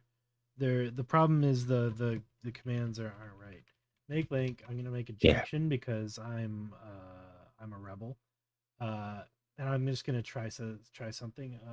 Krita Comfy and C Python tools, Krita Comfy, what was it? Krita front ends, Krita Comfy, right? Yeah. Krita Comfy, yeah. Junction created. Oh yeah. Oh yeah. Oh yeah. And then we're gonna make link PyKrita. No. Krita underscore comfy dot desktop. And we're gonna go C Python tools, Krita Comfy front ends. No, yep, Krita Comfy dot desktop. And we're gonna YOLO this into existence. Okay. It's been done. I'm not following you very well. Okay. These commands aren't wrong. They're just we ran them in the wrong place. All right. So where's your the Python repository we got that isn't the comfy one, like the Krita one? Where'd you The put Krita that? plugin Yeah. right Yes, here. but not the comfy one. I can't see your screen. Let me switch over to The view. Krita add-on I have here, There the we separate go. Hang owned on, just give me a repository. sec. I gotta bring up your. There we go. All right. This is confusing as heck. I would probably close Krita right now, just until we're all done playing with its guts. Yeah. All right. All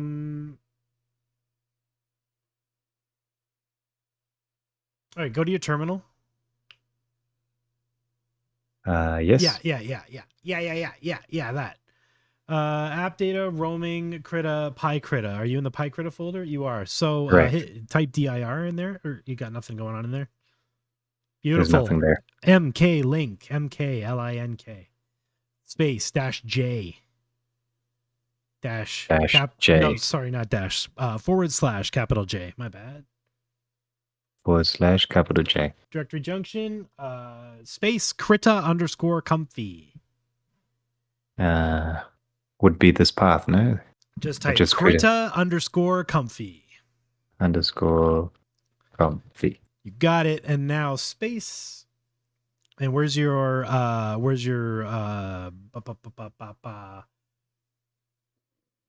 the path to the add-on? Yeah. The Krita comfy path? Okay, got it. Okay, try that. Pop. Skaboosh. Done. All right. Next is mklink. Okay, next. So make link. Yeah, make link space comfy Krita _comfy .desktop. Comfy.desktop. Yeah, and then the path would be the second one, right? The desktop one, yeah. Which is this one here. Yes. Front end Krita comfy .desktop. Yeah. So if which would be this. You need the front of that. Front end Krita .desktop. So it's basically this plus .desktop. Krita comfy .desktop. Correct. That should do it. All right. And so hold on. Yeah. Oh shit, I did an extra quotation. Just hit dir. It's fine. It's fine. I knew what you meant. Okay. And yeah, those do their thing. Okay, so right on. The links are done. Congratulate us, everyone. That was an ordeal and a half. Okay, good. Now we open up Krita. All right, so let me go back to OBS. Switch over to mine. So now we'll go to the Krita settings. Your plugin is ready. If it's not loading, make sure it's enabled. First, save your custom workspace. Go to settings, configure Krita. It'll open up config. In the left panel, select plugins. Select the plugin manager. Okay, Krita. Python plugin manager. Check ComfyUI plugin. Woohoo! It's right there. Okay. It's right here. Beautiful. Okay. Exciting. This is getting somewhere. Okay, just let me do that on mine so everyone can see it, and then we'll switch over to yours. All right. First, save your custom workspace. It will change. It'll change after we are done. Okay, so. Okay. Then you restart Krita. Hold on, man. All right. Relax. I know you're excited. How could I relax? I'm excited too. How could I be relaxed with this? Settings, configure Krita. All right. It'll open the config menu. Yeah. On the left panel, select Python plugin manager. There we go. Check ComfyUI plugin. I may need to restart Krita. Yep, you restart. Now you have these new panels. It's not there. Let's see. All right. New. And I probably need to load up Comfy. Tools, configure. Whoops, not manage that. Where were we? Whoa. Okay. Configure Krita. Python plugin manager. It's not here. That's cool. Why though? Did I miss a step? Yep. Okay, you have to have ComfyUI server activated for it to be reading the add-on. All right, but before we go running off into the distance, it's not working on mine, and I want to make sure it does because it's a real crappy tutorial if I just leave that alone. So what is going on here? Configure Krita. This isn't showing up. Why? My cat's got the turn on moment. Don't press my keys. What? I mean, the Symlinks are in the right place. I don't really get it. Python tools, Krita, yeah, that's all that stuff. I go to my users settings at the top. Scroll to the bottom. Python. Hold on. Yeah, it's not in there. It's not in there. Okay. Symlink is fine. Krita. That's what I'm checking now. Where's Krita? Find Krita folder in the roaming. App data roaming. Yeah, man. You should watch my Discord stream because I think you're watching my YouTube stream and you're giving me advice for stuff I was doing 30 seconds ago. I was like, why are you telling me stuff I've already done? Yeah, true. Sorry, I've been watching you. It's okay, man. Yeah, it's all good. It's all good. I just realized what was going on, and I was just like, oh, okay. Draise is in a time warp. I'm in a time warp in another world.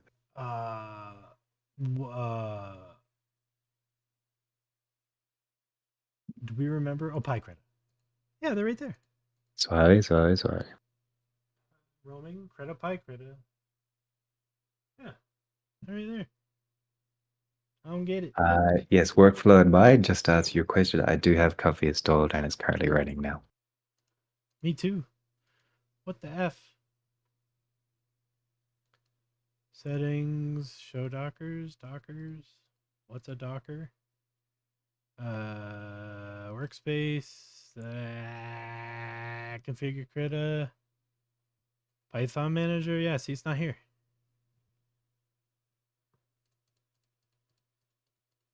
Why not, man? The permissions thing, mayhap?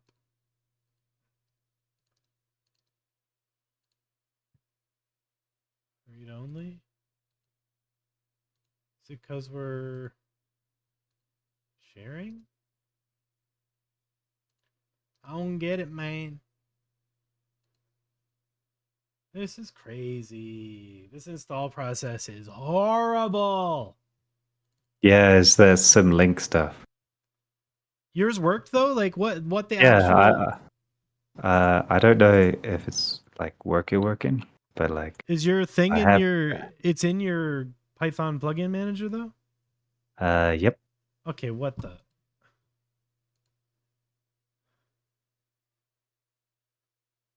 You had one path wrong and wrote desktop. That's desktop? probably why. I typed desktop? Oh, I did! I did type desktop! Good eye! Oh my god! Yeah, that is a good eye. Nice Holy nice cow! Alright, I'm gonna delete that desktop. Can I change? Desktop. Can I just change the name of the... Will that just work? That's so friggin' funny. I probably have to restart Krita now. All right, so now... Okay, hold that's on. good. Let's get Krita going. People can see the whole process. All right. New configure Krita. Oh, look at that. It's there. When you spell it right, it shows up. Oh, yeah, that's probably it. Make art between who knows dyslexia? All right. All right. ComfyUI thingy's running now. Let's go back to Comfy. All right, so it was... I don't think I restarted my Comfy after I installed that node, or did I even install that node?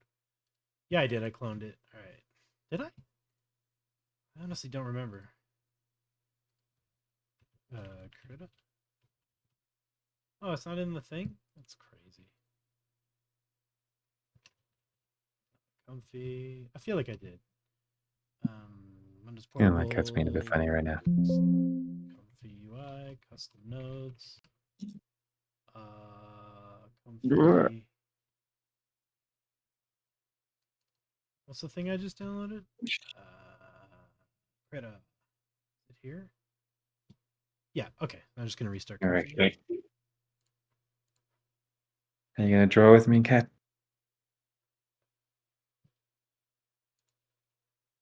I guess there isn't a restart Okay. button. All right, whatever. Okay, cat, you're now on camera. I got too many damn terminals open. Let me close some of these. Okay, here's the pen. Okay, cool. Let's start this over. CAI Comfy. Run it. Who's an artistic cat?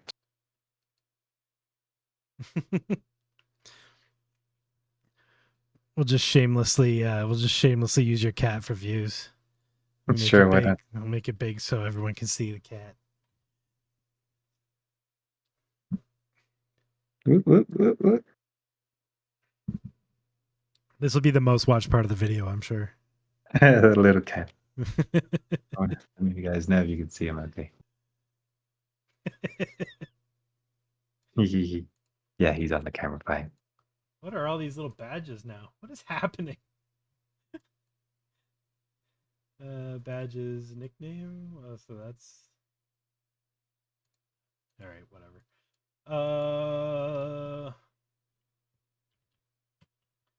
What do we have to do now to get it to work? Change title to cat uses AI. After restarting your workspace, which should be populated by the new Dockers, you can show, hide the cutie pie.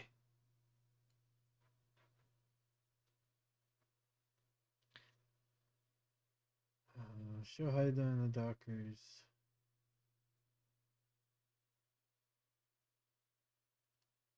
All right. Really loves my headphone cable, but you should not chew on that one. That's probably not a good idea to chew on. And here you go. But with the little Wacom pen, you can do that. That's no problem. Oh, restart Krita. Yum, yum, yum. How tasty is it? How tasty is it to draw? Oops, it fell down.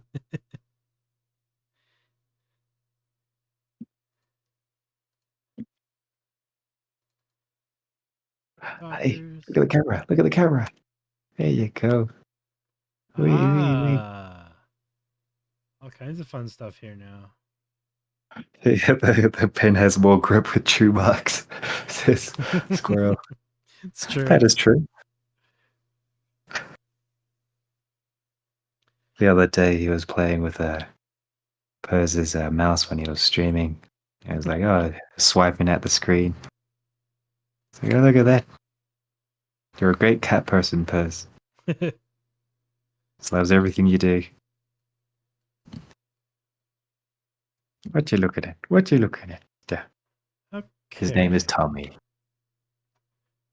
Backend URL, that's correct. Yeah. Tommy Cariño. So now what? Now what? Yeah, that's what I'm thinking. I'm like, I got to that point where I've got it working, but now I don't know how to use it. Well, they said there's a bunch of Dockers, so I'm just going to start looking at the Dockers and seeing what they do. The first one I see is the top left is the ControlNet Docker. So there's our plugin. So there's SD plugin config. Actually, I'm just going to put these along here, maybe? Yeah. Put these along here. Right. Try and figure this all out. Oh, man. No more attention, Cat. Let's get to business. Good Lord. Unless you want to stand on the Wacom. Sure, why not? This UI is... Look at that. We got glowing cat now. Yeah, really drawing. This UI is giving me anxiety. That's drawing now. Why can't I just put this? Oh boy. Oh boy. That's infuriating. Okay, can I put it down here without it freaking out? Oh, Oh, that's great. All right, cool. it loves to draw. Look at that. Oh boy. Okay. Auto refresh options, configure all settings in web UI. What so is there like a workflow for this or something? Pack them into tabs. This Was is it mentioned like is this no, that's not it. yeah, there are about 1, 2, 3, 4, 5, 6, 7 tabs or panels that you can use inside of the Krita plugin. And then from there, Yeah, no, that's fine. work What with I'm it. trying to figure out though is like how this works in relation to ComfyUI. Then we can deal with the the way Krita looks after. Let's see, touch talker upscale workflow. Is that Plugin there's no guide here at all on what I need. There is a plugin configuration where you select the backend URL. Import workflow. Run this workflow. Dog. I'm just trying to draw and have images appear, yo. Okay, let's go. God, these windows are so Hey, hard to this is where the read. Okay. There. I just want an SD15. Super easy. 512 by upscaler's fine. Yeah. All right. So Comfy is just the backend, so you just have to run it. That's all you can do with the Comfy UI. The import workflow is a bit advanced. That's a second, lower level type workflow. but that's an already Okay. existing plugin. It's okay. ComfyUI is just backend. Just use the workspace for So Krita. I label did for you. What are you talking about? and the Hangout chat. Oh, ComfyUI.kws. Oh, yeah, I could use that. I was hoping to set it up though. To set it up so that people could see, how it's set up versus just using a pre-used one. But let's try that. Okay. All right, Kip. Let's open up this Krita workspace in Krita. What did I hit? Holy cow! No. File. All right. Window settings workspace. Live preview. Import workspace. Hang on. ComfyUI. Did that work? How do I switch workspaces? ComfyUI. There we go. All right, So generate common options, SD plugin config, upscale, and control net. All right. whoop, whoop, whoop. So You're batting now. All right, Tommy's getting into the activated mode.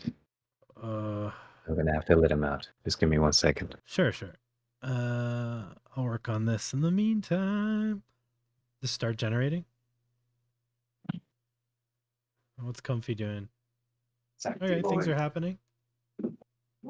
Sí, sigo en el stream. Ya casi.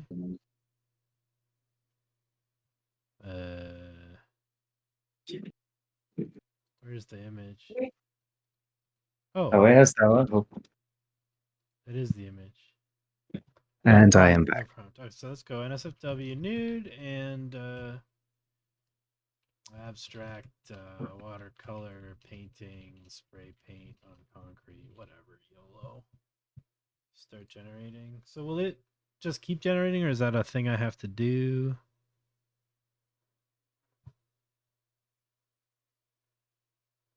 Ugh. Start generating. Oh, probably just in Comfy, you just have to say auto cue, right?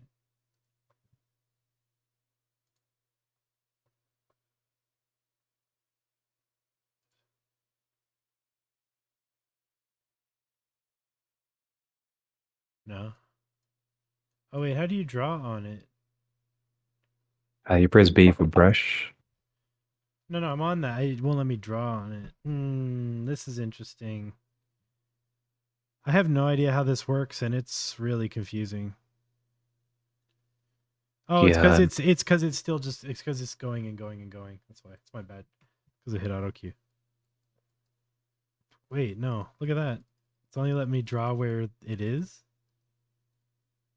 It looks like you have a painty brush instead of a drawy brush, which like smudges the paint. Bro, I hate this. Change the brush into the brush presets. The bottom right tab, instead of workflow, go to brush presets and select just a simple round brush. Like scroll up. I can't. Yeah, I can't with these icons. There you go. There's that round brush in the fifth one. The fifth one from the top. There you go. Simple. Yeah, it's still drawing round. nothing though. What? Yeah, I don't know, man. This is why I don't use apps like this.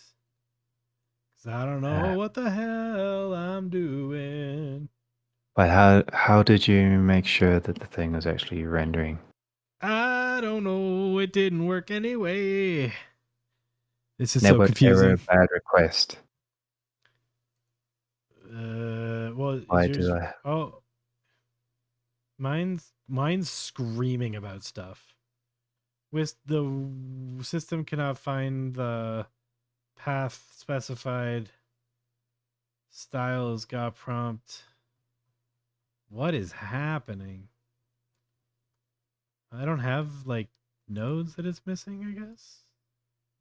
ComfyUI styles? I don't have that. What is that? ComfyUI styles. Error root Simple failed to Comfy validate styles. prompt for output. This is Error brutal. root for data. This is brutal. Yeah, doing this live is a bit painful. We thought it was going to be fun drawing times, but it was a bit more difficult. Yeah. Okay. Interrupt maybe? It just like I don't understand why I can't draw. Okay.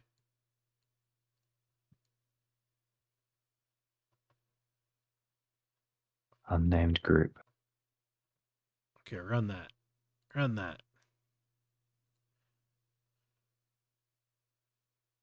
Oh, it makes a layer every time it makes an image? Really?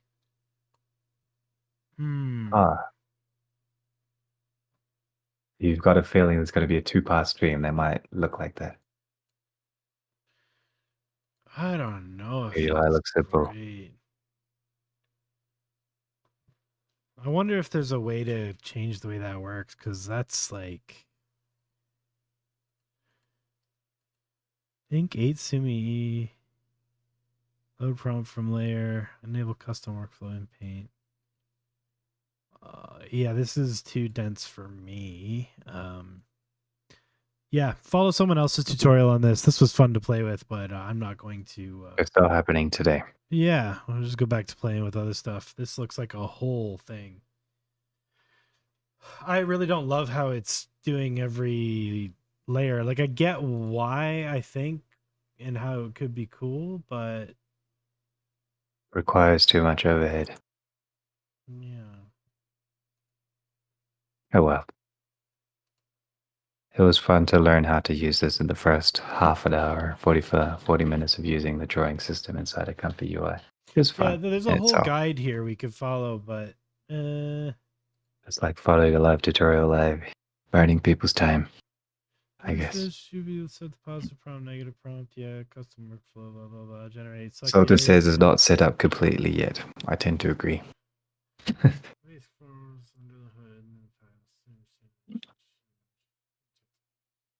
Okay, so it works in two ways. You can go text to image where you select an area and then like have like an infinite canvas where you're just painting in areas. And then it has an image to image section where you can actually send it what you've drawn. But it looks like it's more for like grabbing sections of stuff, sending it over and then replacing it. It's less of a live drawing thing like Krita, it seems. Got it. So I'm sure there is a live drawing thing for it, but I don't see how to do it on this guide.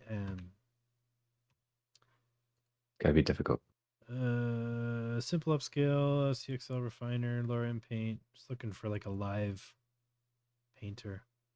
No, I think honestly, I think the way to do live painting with Krita in this way is to figure out the webcam import into Comfy, get that working, and then use OBS to just grab the segment of area you want to be working with.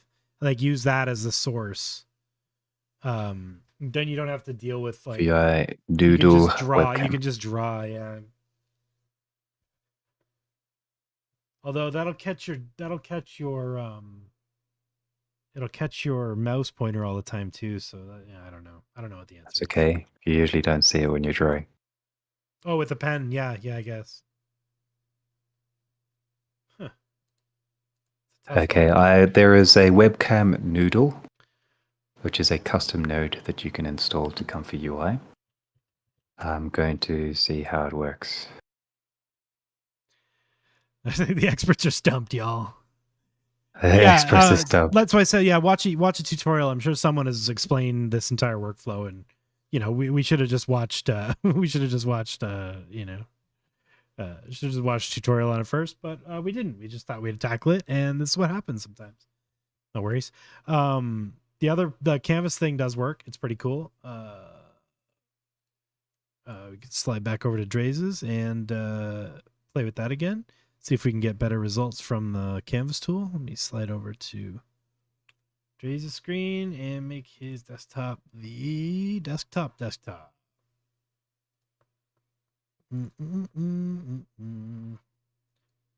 should do it. All right, Draise, you're live. You trying the webcam thing? Just trying to see how it works. I haven't tried that one. Webcam noodle. Does it work? You need an animation. It's not going to work while you have your webcam on for Discord, probably. Oh, right. Because you're already using it. So you'll have to turn your camera off and just share your screen before you'll be able to use the noodle. Okay, stop the virtual cam. So I'm not using my webcam inside of Discord. I'm using the virtual cam from OBS. Just like hide the camera in OBS so it shuts off so that Comfy has access to it, because it can't two apps can't access the device. This is the way webcams work. Okay, so how do I see it as a viewer node? Yeah, go to preview image. Search. It's at the very bottom. It's always in the very bottom of that first window. So for this, so Comfy requires a K sampler, so we're gonna have to run the thing anyway. So just go extra options, turn on the auto cue, and just cue the prompt. Yeah, let's see what it says. Error occurred. Yeah, it might not actually be webcam 0, so hit close and try 1. Try the next one. Keep trying. This will probably just crash. There we go. And let's see if we get your face yet. Oh, don't change anything until it's done. That was doing something. Oh, no. It's white. Oh, it grabbed a bunch of... Oh, duration. That's odd. Set the duration as low as it possibly can. To 1. Yeah, 1 frame. 1 frame. Yeah. Leave it alone. Let it go. I'll just leave it alone for a sec. Leave it alone. There you go. Oh, yeah, and set the frame rate to 1. I see pixels. Yeah, set the frame rate to 1. And I think turn control stream off and it should stream your actual face. No, on the left. Yeah, in there. You see where it says control stream start? Yeah. Yeah. Oh, wait. What's start? That's the value to make it go. Like you change the frame rate for it to read. But why is it not showing your face? Maybe it's the wrong webcam. Oh, no. It is number 2. Try 3 maybe? All right. Nope. Yeah, this is similar to the problems I was having with the webcam stuff. I just could not get it to work. I see stuff though.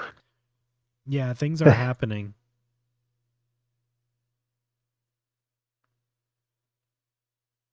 Okay, does it return the correct preview? It doesn't return the correct preview. Got it. So No, it does. It has a doesn't setup. return the correct preview. Like that's what they say. Yeah. Okay, so change the height and width to 512 by 512 on that camera plugin. You have to hit enter in Comfy. Yeah. Got it. Okay, and now just remove the preview image node and just plug that image into the VAE encoder. You see that above it? Up here. Yeah. Got it. Yeah, there you go. All right, now let's hit auto cue and cue the prompt. And then go look and see. Oh. So It's into a latent image at the moment. Yeah, that's correct. So go. It's not working though. It would be doing something.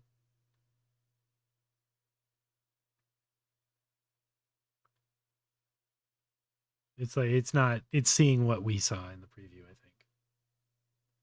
Yeah. Okay, well, that's another type of investigation that we should probably do offline to figure it out. Well, it says you whatever. need other custom nodes. But I think, in my opinion, this kind of stuff where we're really just banging our head against the wall, nothing's working. I don't care if it makes some people uncomfortable and bored and whatever, because this is the reality of how these tools work. This stuff is all bleeding edge. It's all hobbled together as a house of cards. And like, I just want people to understand that this is the process. Don't freak out when things break, because they're gonna break. Like it's all good. We're just trying stuff. I tried the ComfyUI Toy XYZ test nodes and I couldn't get them to work today either. I don't know if it's the virtual environment or something. But yeah, basically, we're here to try this stuff, and if it doesn't work, it doesn't work. I'm never trying to propagate the fact that like I know what I'm doing. I'm an expert all the time. I'm an expert in breaking stuff until it works, and we'll get anybody else who wants to get there. Just hang out, and we'll get you there. Yeah. If you want perfect, well done tutorials and stuff, there's lots of people on YouTube that are nailing it. Olivio, Sebastian Kampf, Consumption, like the Consumption who's here right now. All these people make really fantastic, well thought out, well produced tutorials, and that's not what we do here. No, we bash our head against the wall until things work. So thank you for hanging out, and yeah, I just want to drop that little disclaimer so that you don't think that we're out here trying to act like we know what we're doing, because we're just like you. We're just trying to figure it out. And it's okay to not be able to figure it out. And you know what? Sometimes somebody in the chat can help us, and we got about 97% of the way there. I just don't understand how to do the live drawing workflow with Krita. So we'll go back to our little canvas. Is your canvas broken? I think so. Oh, I think you're still installing packages, maybe. Just right click in that window, because maybe you left clicked somewhere. No. All right. My cat just fell off the desk. Oh no. Should have felt He bad. takes falls like a champ, though. That's funny. Roly poly. Yeah, just runs around and falls. Okay, I'm having a RAM leak. Hang on. Got a little RAM leak. Something's weird. Just kill Comfy and start it over again. That's cool. I gotta check out that GPU cooldown node. That's a great idea. What I was gonna say is the other thing I'd really like to do is figure out how to make Comfy. Yeah. Oh, I think I already said this. Make it so that it only updates when it sees a change in the image. I mean, that won't work for the webcam, but it would work for drawing stuff where it's like, you don't. It doesn't change until you let go of the brush stroke you're doing or whatever. It's nice to get into this is my first time today of getting into ComfyUI. So it's kind of cool to do that. This is an insane thing to do on day one. Like this is day 7 stuff. So, congrats on just diving in. How come all the little badges are little badgers now, or little Animals. Say that again. Look at Badgers? these. Look at these little guys. The badges have turned into little badgers. Little foxes. But they're supposed to say what node group they're from. It's a little fox group. That's weird. That is weird. Nickname.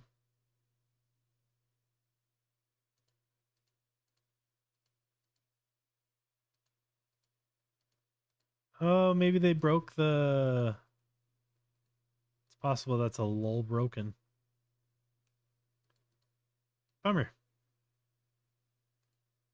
Okay, I think I broke my thing trying to install some more custom nodes for the webcam, which without knowing what I was doing.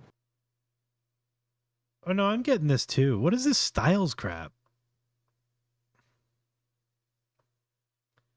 Comfy roll is freaking out ever since we updated there. Yeah.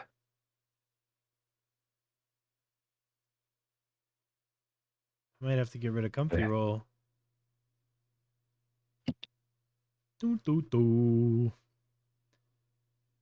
other thing we could do, which might be interesting after if we can't get the Canvas thing working again, is slide over to SVD and try and animate some of your drawings and renders and see what that goes. And I can help you get S to SVD set up as well. It's pretty quick.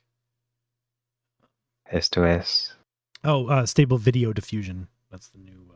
Got it. The new hotness. I do hot this. I may have to do this at another time. I do have to go at the moment. Oh, okay. I have another meeting coming up.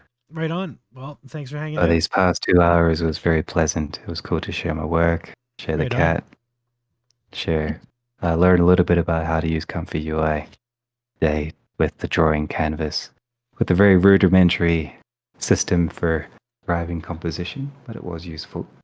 Yeah. And it was also a good way to get my hands wet and my feet wet, inside of the ComfyUI, which feels very good.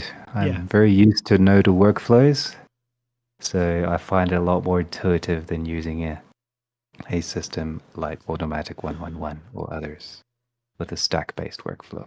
Yeah, I mean, nodes just make sense to node nerds, right? Yeah. Visual programming, looped cables. Just love it, or pasta. Mm-hmm. And it just kind of makes sense. You can see the workflow. It's all good. But yes, thank you for hanging out. Everybody go check out Draise. It's Trinumedia.com. Links in the thing below. Check out Android Repair Service. Check out B for Artists. Check out what else you working on? Well, I guess it's the Trinumedia stuff principally. Trinumedia, check them out too. Follow me on Twitter there or X. Yeah, Draise's Twitter is Trinumedia as well. Links. All your links are on your website, right? Hey, who knows? Yeah, maybe I'd like to come back on the show here if you'd like another person to talk to. Oh, absolutely not. No, that was a one-time thing. Yeah, that's a one-time thing. This would never happen. Never happen again. Thank you so much. Sorry, everybody. I'm not going to take over the show. You're fired. I'm fired. Thank you for coming. I utterly failed with my webcam. Yeah, I mean, it's too bad we couldn't get it. If we got Krita working, I would bring you on again. But or even the webcam thing. I think though, I do recommend putting more effort to the webcam feed because then we could use any 3D software, any software live as we're because like that's the trick. But I can't do that while I'm streaming, so I don't know what I'm going to do with that. Do that another day. But maybe I'll make a tutorial about that or something and just drop it on Twitter and people can play with that. But yeah, like the webcam thing is hard because I think it's a lot of moving parts and I couldn't get it working on mine. And it's tough to do a tutorial for stuff that barely works or is hard to set up because then you're supporting it. Yeah, you're supporting it for the next 3 weeks while people are trying to set it up and run on the same walls you do. But that's just part of the game. All right, but anyway, man, I'll let you go. Thank you for hanging out, and we'll see you again soon. I was just kidding. We'll have you back for sure, bud. All right. I'll see you when I see you. Thanks again, Perth. It was cool to be on the show. Super exciting. Thank you, everyone. Good one. Yeah, see ya. Bye-bye.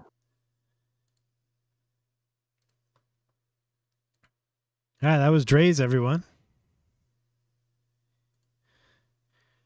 All right. I think we hit the canvas wall. So should we pivot to Stable Video Diffusion? It's pretty cool, and it runs on 8 gigabytes of VRAM now. Let's just clear this failure, and let's start over. If you want to do Stable Video Diffusion, all you need is the checkpoints, and they have floating point 16 checkpoints now, which are half the size. You need the SVD or the SVD XT or both. SVD does here. Let's pull it up so we can see. You guys can see what the F I'm talking about. Hugging face, XVD, image to video, XT, image to video, blur. Yeah. Okay, here's this, and here's that. This is Stability's new video model. It's very fun to play with. I've done a few streams on it already, but we'll get back to it now. These are not the FP16s. Hang on. SVD, FP16. Here they are. These are smaller. These are smaller. They're 4.5 gigabytes. And where's the XT one? XT FP16. What is it? SVD XT FP16. Hang on, I know the link is on the Banodoko server. Banodoko, Stable Video Diffusion, search for FP16. That was probably an insane thing to search for on this server. There it is, SVD XT, there it is. Anyway, here y'all are. Here's a second link. That took forever. All right, so those are the two models you need. They go in your models folder.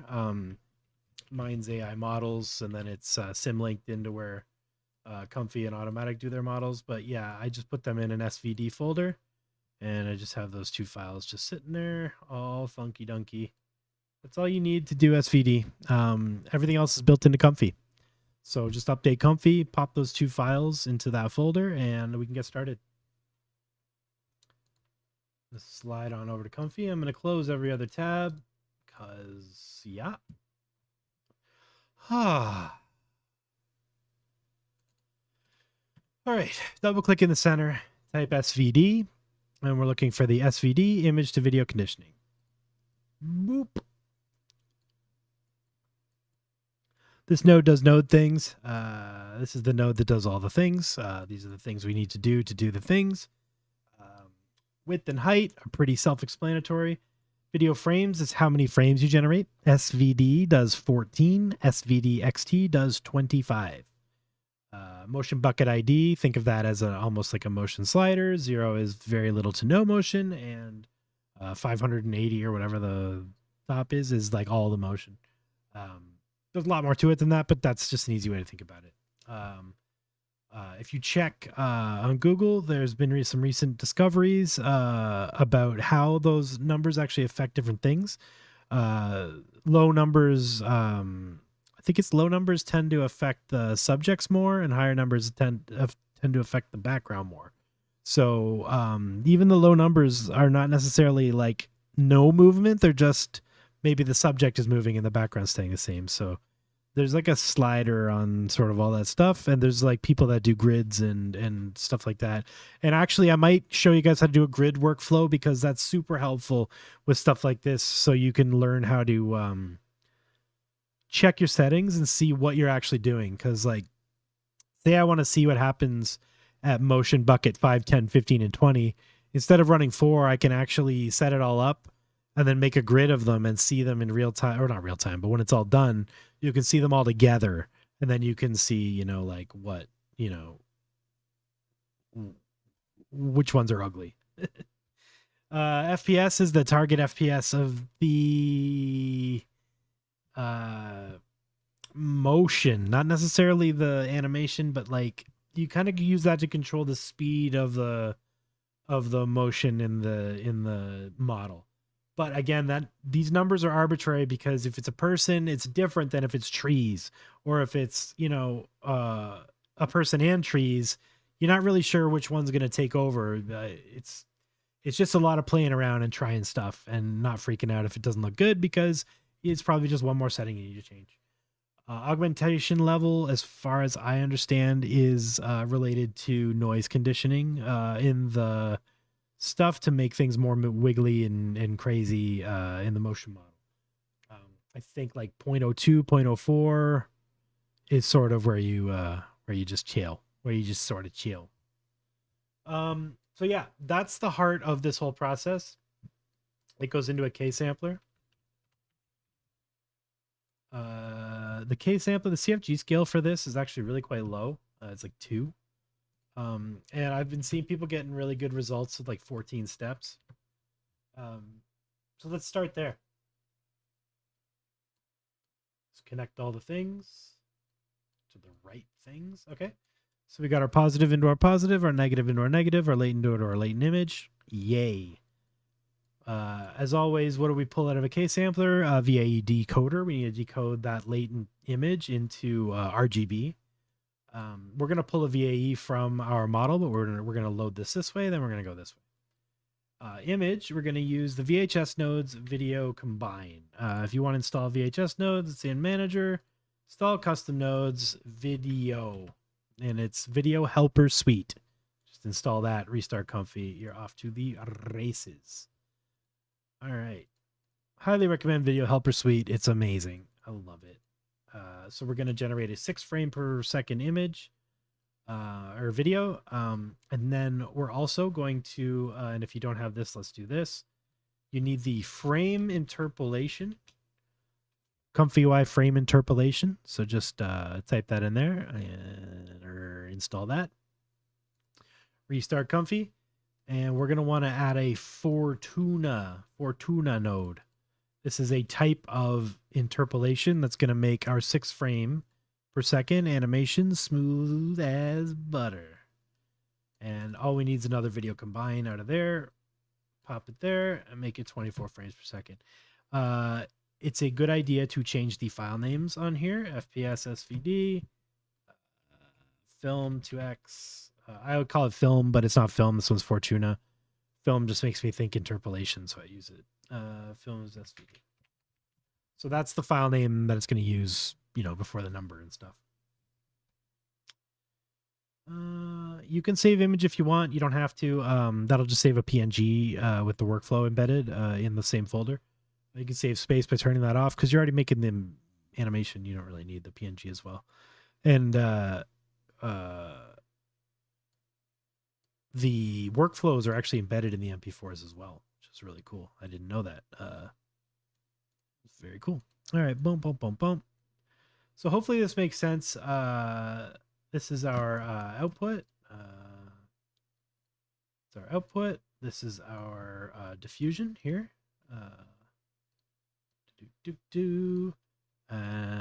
Our SVD motion. Now we need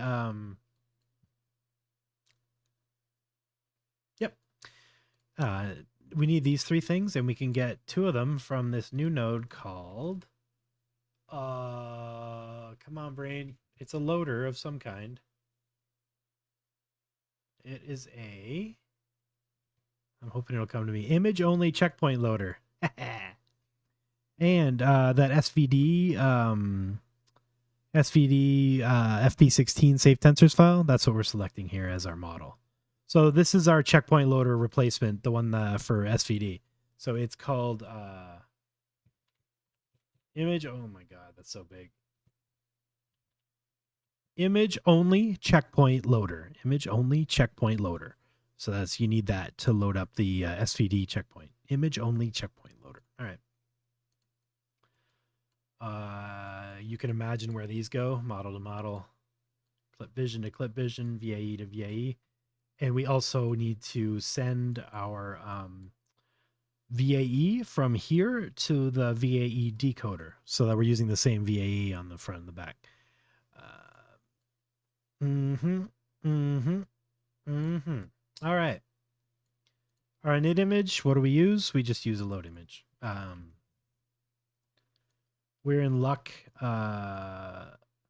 This SVD node, they made it so that it will crop any image you place in here to the aspect ratio of whatever you have here. So because I have it set to 1024 by 576, it will crop the center and do that. You cannot mix LCM and SVD yet. No. I saw somebody doing that Banadoko, but it looks crazy. I don't think it's actually decoding properly. I think the biggest issue there is that the SVD model is trained on SD 2.1, which is, there's not a lot of stuff trained for that outside of personal things people train. Okay, let's pull in a crazy image. Oh, should we do Mr. Bean? We always do. Let's make Mr. Bean tall. So instead of 1024 by 576, I'm going to swap them out. 576 by 1024. 576 wide. Where's my hands? Yep. 576 wide by 1024 tall. So it's Instagram size. Because you can upscale that to 1920 by 1080 because it's the same resolution. Not resolution, aspect ratio.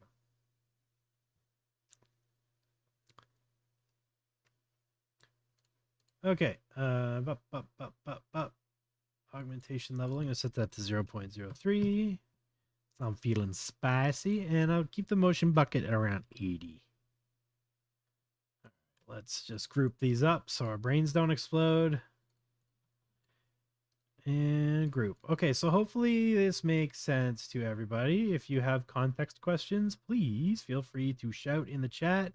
If something doesn't make sense, you don't know why something's plugged into something, something on your thing is not working, let me know. We'll figure it out. But this is a very super simple. In fact, you really only need those nodes to make this work, I think. Yeah, we're good. There's actually stuff going on the Banadoko server right now where people are hijacking the space in between the conditioning here and trying to condition and prompt the motion LoRa's, and it's kind of working a little bit. It's pretty interesting. It's pretty interesting. Okay, I'm just gonna color these real fast so I don't go insane. Blue. These are just the colors I use. They're probably not right. It's all good. Just helps my brain not tickle so much.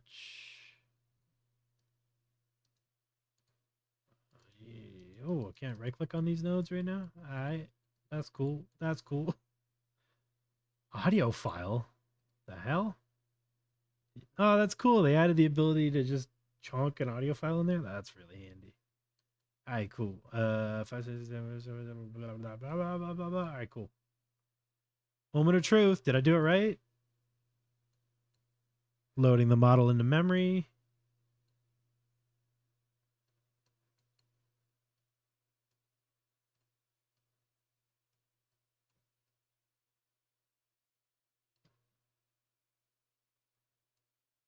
Hey, it's doing things. Things are happening.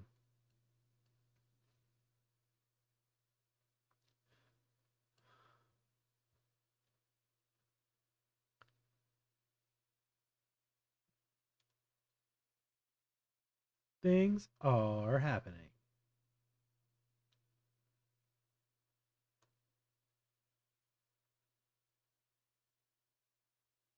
You don't use... Oh, I forgot linear CFG guidance. Oh, I knew I was going to forget that. I made a mental note, and then guess what happened? I forgot. Okay. You also need this node, video linear CFG guidance, and it goes in between the checkpoint loader and the K sampler right here.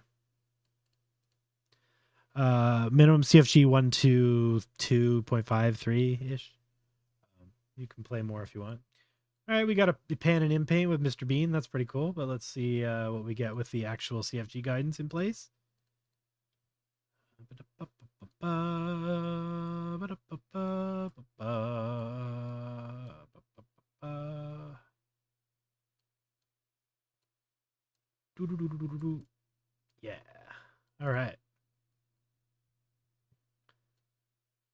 Mr. Bean straight leaping out of the groups. You can't contain Mr. Bean.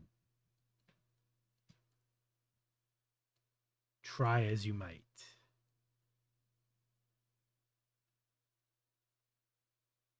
Never don't realize your instances. Can you imagine not realizing your instances?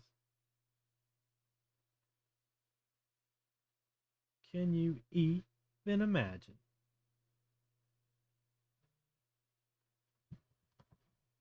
Okay, now we're going the other way. So we nailed it. We just absolutely nailed it. So this is one of the things with SVD. Sometimes you just get these weird inpainting pans left and right. I have a feeling that if I just keep running this, I'll get a cool one. Yeah, strange.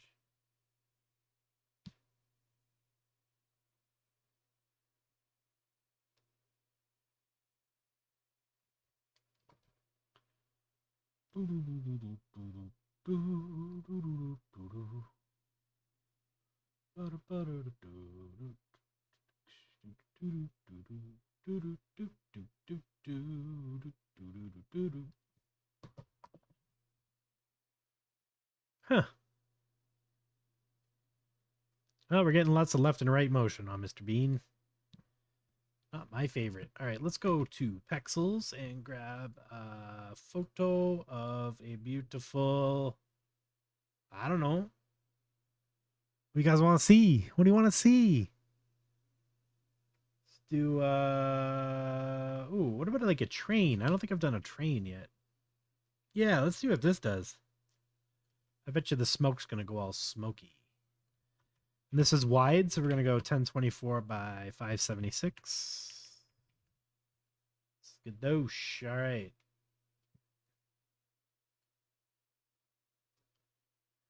But yeah, this is the very most basic SVD setup. You basically just add an SVD node between the K sampler and the image only checkpoint loader and throw that video linear CFG in there and spit out a video. And then you can do all kinds of fun stuff with it.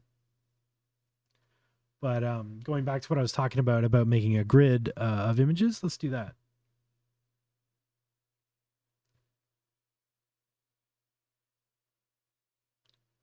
That's a really interesting process. I just learned it last night.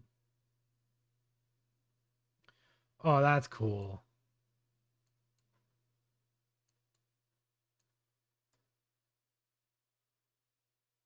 So trippy. It's like the train is moving in the back, but it's not moving in the front. Like it's like the front is generating the train.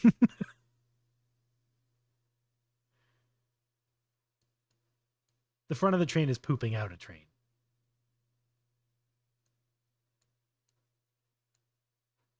Now let's try that with 20.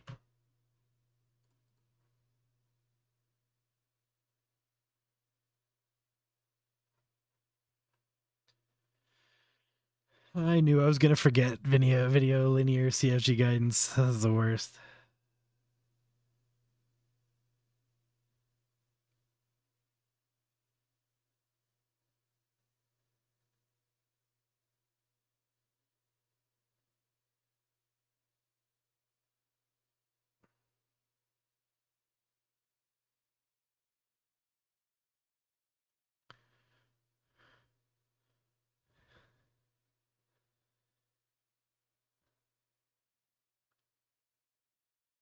I don't know what you just said, Soltis, but I'm glad you understand that.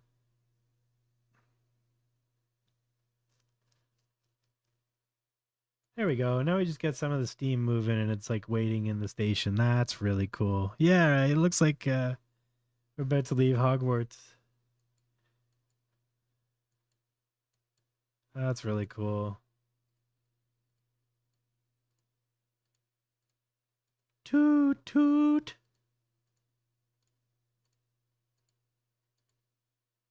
Actually, I wonder if it'll understand like that that's a train window.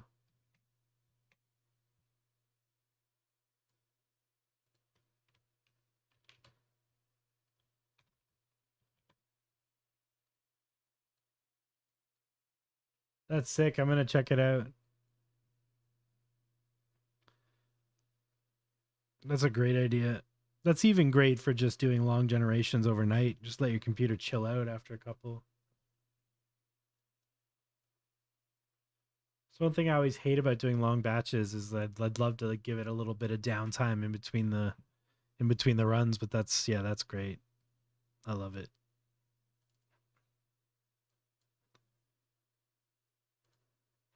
Make sure my desktop audio is muted. Yeah, I think we're good. Very cool.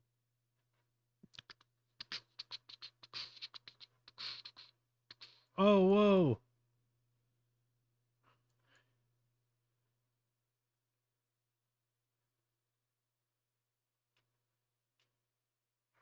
Except the train's going over jumps.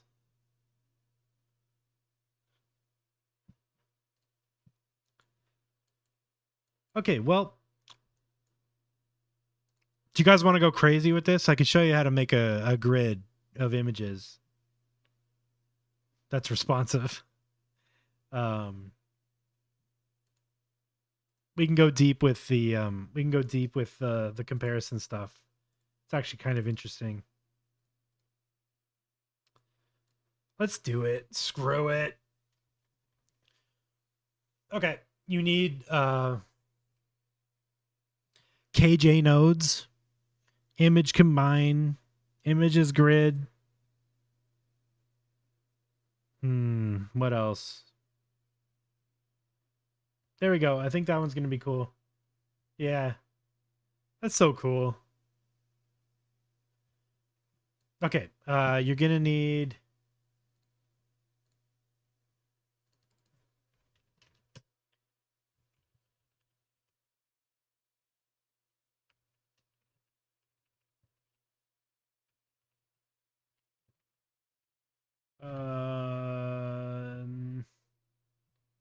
this is a tough one to tell you which nodes to get, but let's try and figure it out.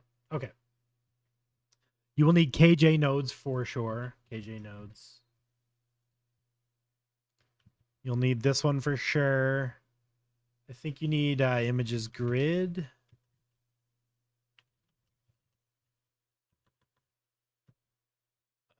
If I pull up a thing and it doesn't come up on yours, if you're following along, let me know and I'll try and figure out what node pack it's from. The node thing that tells you what they're from seems to be broken right now, which is insane. Great timing on that. But basically, what we want to do is run this 4 times and then compare 4 results. But what we don't want to do is have 4 copies of this, 4 copies of this, 4 copies of everything else we need. We just want to run variables in and out of our stuff. So we want to use get and set nodes. Those are in the KJNodes pack that I just linked. I've already installed it, but yeah, I know this is probably all gonna fall apart, but YOLO. That would be par for the course tonight. KJNodes, KJNodes, all one word. So install that. When you reboot, you will have get node and set node. Get node, set nodes. You put a value in there and then you can set that node and it creates a portal. Get nodes will pull information from that node portal, noodle portal. Think of them as little portals for your noodles. We need them because we don't want to spend a million years plugging in a million things. So we'll start by just setting everything up, again. So let's unplug everything.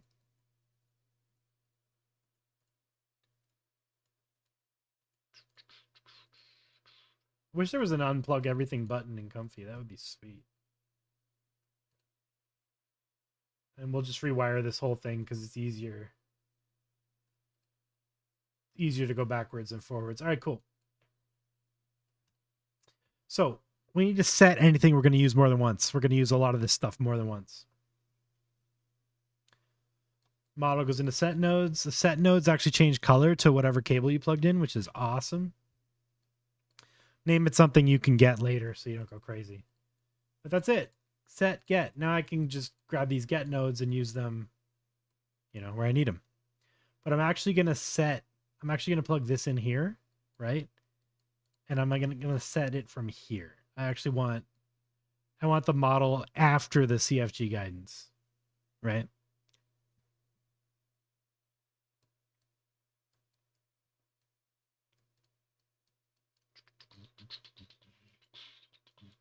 Get and set. So we're gonna, what have I done? Did I go stupid? No, we're good. And we're gonna get this model and put it here. Okay, so I know this is confusing, but we're setting our model and we're getting it before it goes into the K sampler. And this is the process we're going to use to send stuff back and forth and forth and back and back and back and forth and forth and back. And back and forth and forth and back and forth. Sorry, I'm just changing my music. It's not 80s enough for me right now. Oh yeah, please feel free to crank your own tunes. The only reason I don't play music on my streams is because I don't want to get copy stricken later. And you can put on your own music and set it to whatever volume you like. You won't have to hear me fighting over lo-fi hip-hop you don't really want to listen to. Okay. Get model, blah, blah, blah. And we're just going to do this for everything. All right. Want a clip vision? We're going to set that. Some of them don't turn the color, just like, it's very rare, but whatever. Clip vision. Set that. We're going to set our VA.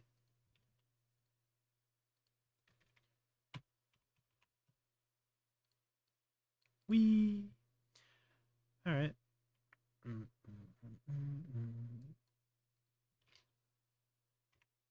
Set our image. I'm going to call this init image. All right. Easy peasy. We got our set. We got our init image. Yeah, exactly. See, some people want to listen to Coltrane. Some people want to listen to Paula Abdul. You do you, boo. I'd like to listen to a collaboration between John Coltrane and Paula Abdul. But sadly, I don't think that ever happened.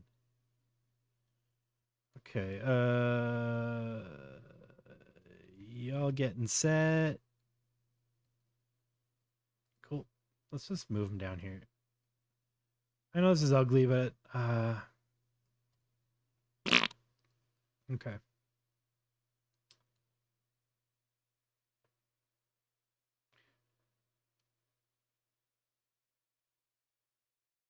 The whole point of doing this is so that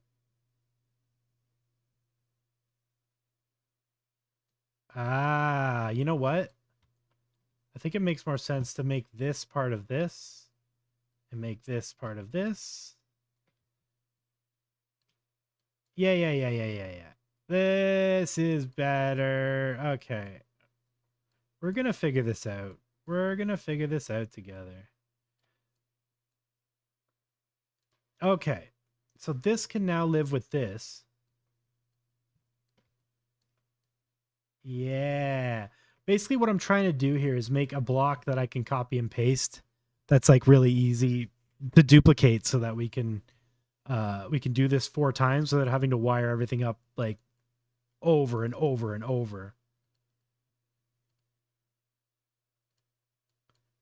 So it may seem crazy, but there's method to my madness, I promise.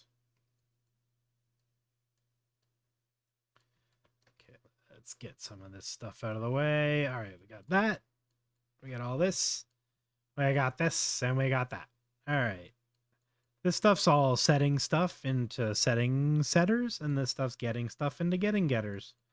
So what else do we need to get? We need to get clip vision.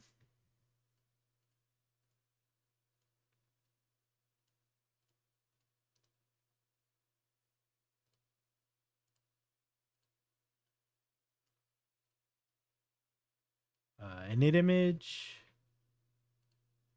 If you're not sure what I'm doing here, I'm just copying and pasting the nodes. Control C, Control V.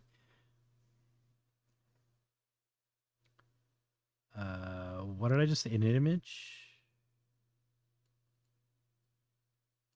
Yeah. I'm going to get that VAE.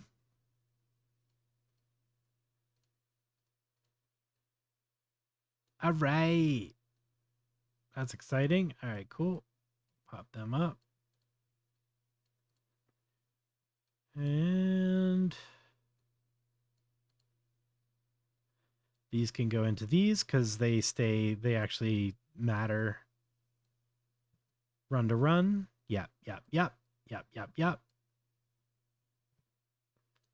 VAE decode. You go in here. Yep.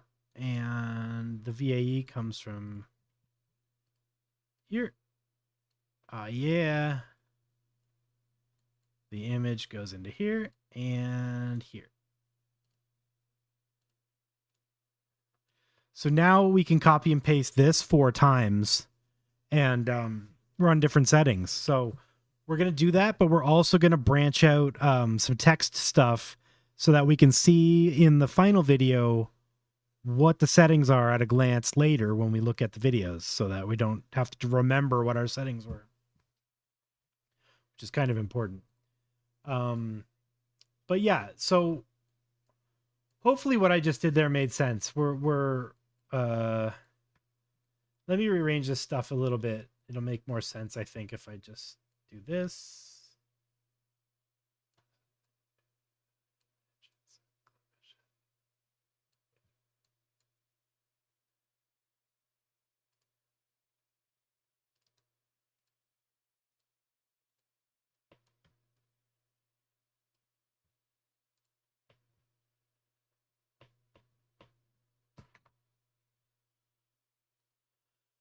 Okay.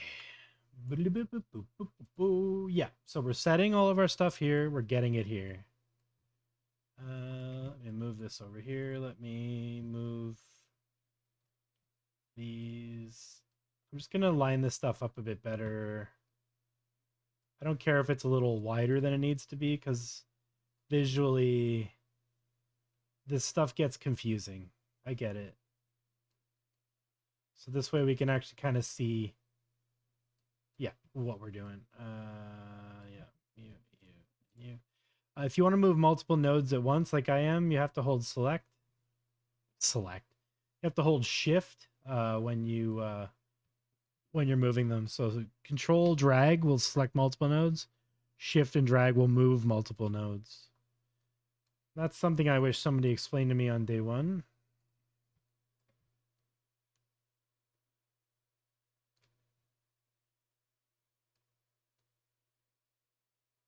Okay.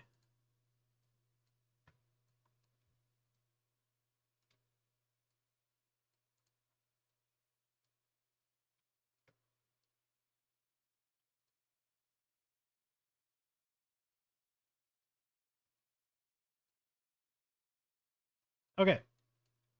That makes sense? Can you miss SVD with prompts yet? Sort of.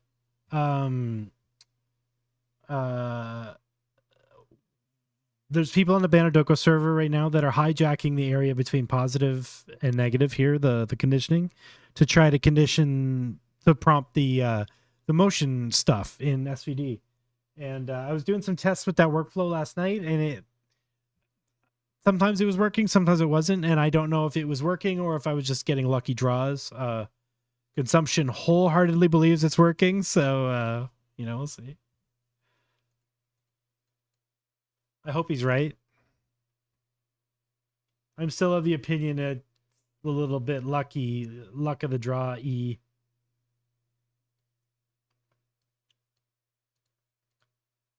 Okay. So this is our main thing where we're setting all of our settings. This is oh, you know what? I also need to do a few more things. Because we don't want to set a lot of these values every time, right? So with you can convert them to inputs if you just right click and select.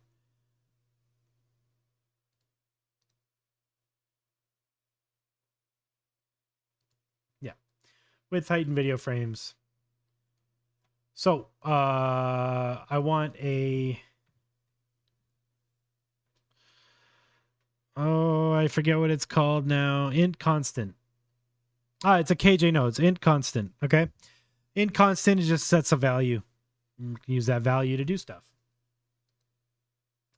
Rename your nodes so you know what the hell they do. This is width,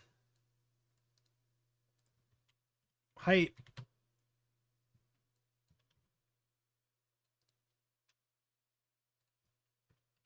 video frames. Might as well use the naming structure so I don't lose my mind. Okay, we're going to set these.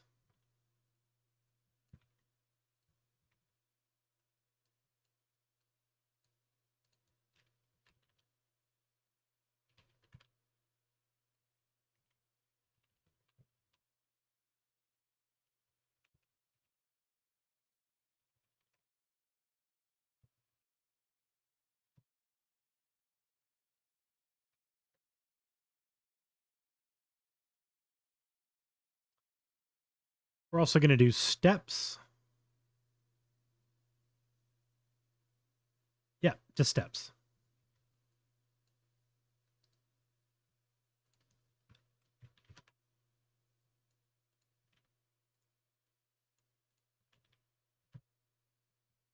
All right.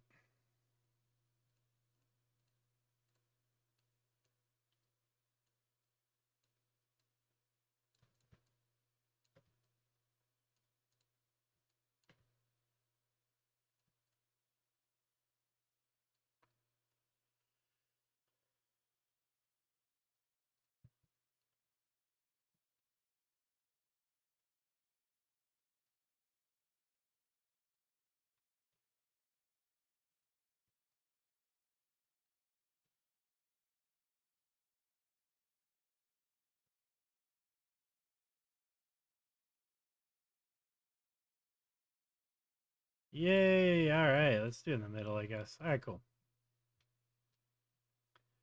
Right on. Perfect.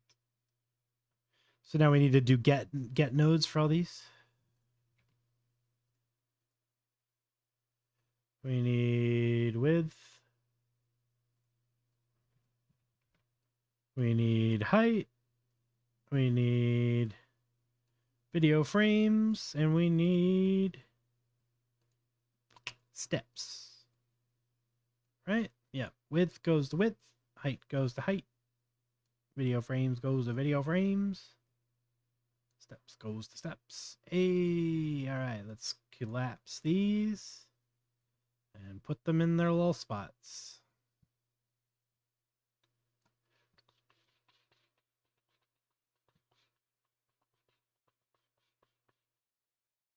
Okay. Now we can control everything from this control group, and we can copy and paste this whole workflow as many times as we want. Another thing I need to do is, before we do that, I need to create the text boxes and stuff. So what I'm going to do is I'm going to use a node called Image Concatenate. Also in KJNodes.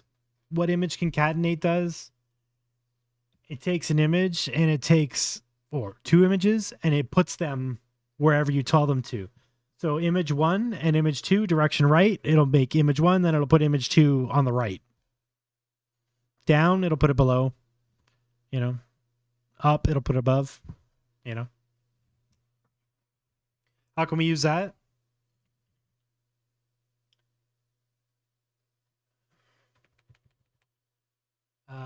Text to mask. There's a KJNodes called Text Mask. We're going to use that to do our text. I'm going to try to remember how to freestyle this, but I'm pretty sure I'm going to get it wrong.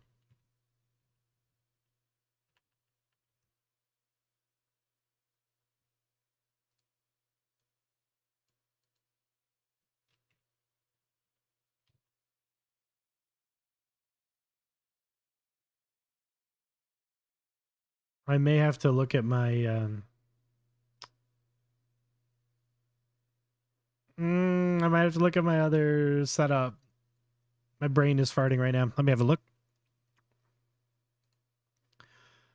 basically I need this.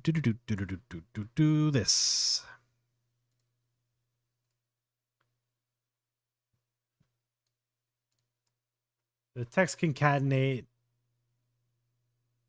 Oh, WAS is broken. That's not good.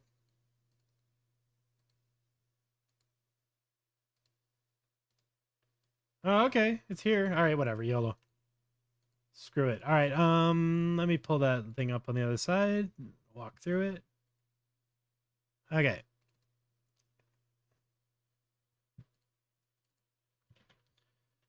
We can copy this after.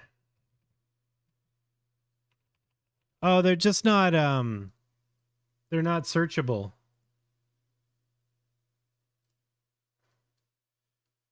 The node suite I'm talking about.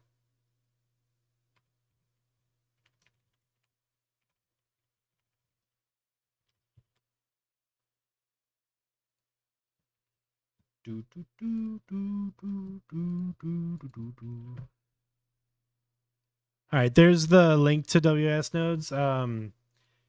It seems like they're working. They're just they're not searchable right now. I don't know why. I think there's something up with the IDs of the node packs or something. It's caused all the badges to break earlier.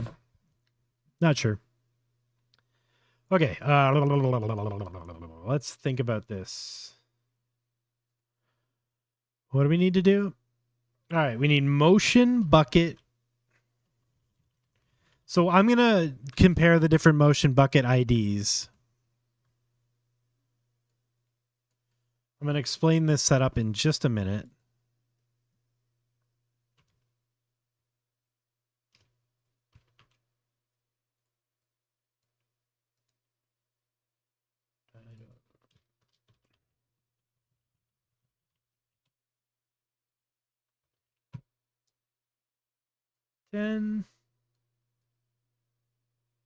Oh, you turn you into int to string. Boop. This is Mikey nodes, another set of nodes.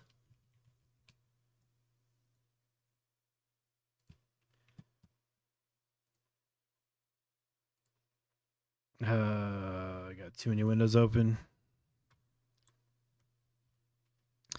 Yeah, Mikey nodes. You can search for that one. That does the into string. Change into an input. Boop. Boop. Hey, so this is going motion bucket ID space 10. And then we also use this to control our motion bucket ID.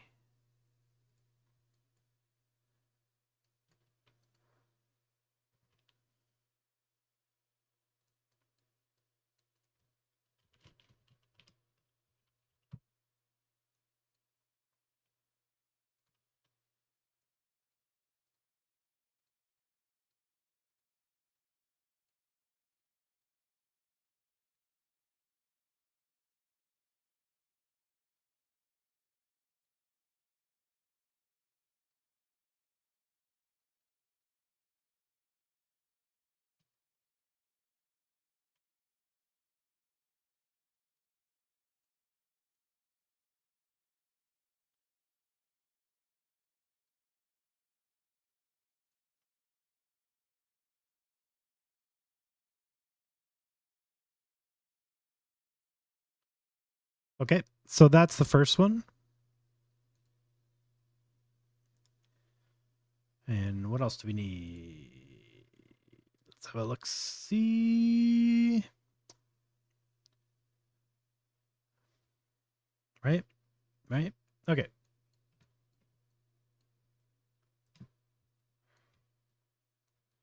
The other thing we need is the frame count. So get frame count.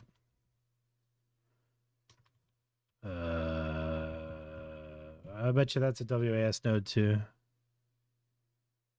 Or image count. It's VHS nodes. All right, we already have this one, thankfully. Get image count. We need this to know how many frames to display the text for. So we're going to convert the text input to an input. We're going to plug the string into that. It's our text mask. We need to know how long it's going to run. So we need our frames. And the count goes into frames. We're going to pull this image count from the interpolated version of the animation, so we don't have to worry about how many frames it is. We'll just catch it later.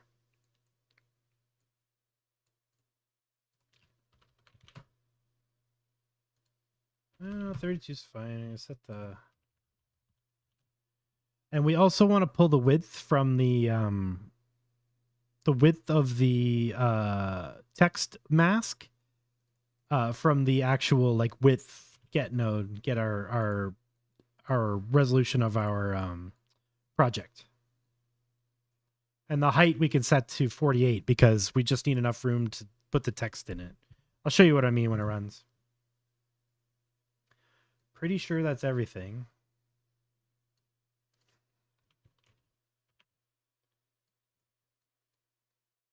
So we're going to concatenate down. That's going to put the title on top of the image. And we're going to pull into image 2. We're going to actually take the output from the Fortuna, the thing, and we're actually going to add that to the frame counter. Okay. So it's actually kind of confusing because it goes forwards and backwards. But because of order of operations, it's going to be fine.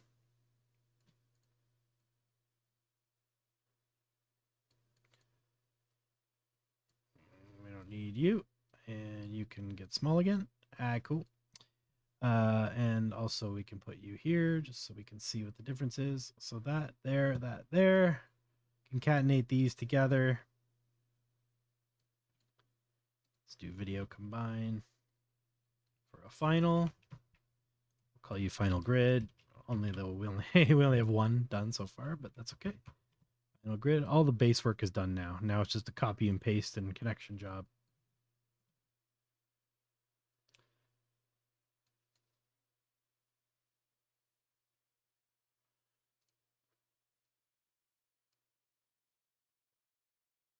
Cool.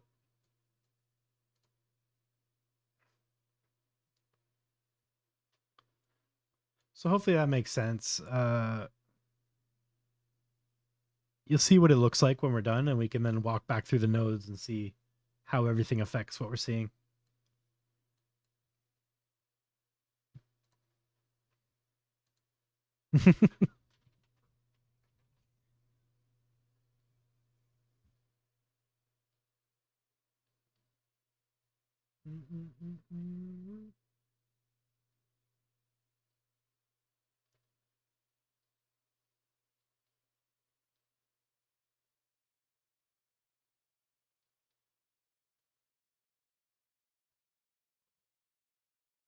Okay.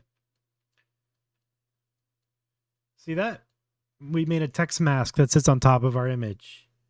Tells us, why does it look so horrible? Does this one look bad too? Oh, this one looks bad too. Cool. They both look bad. So what can we do with that? Now we can use this to make 4 of these, right?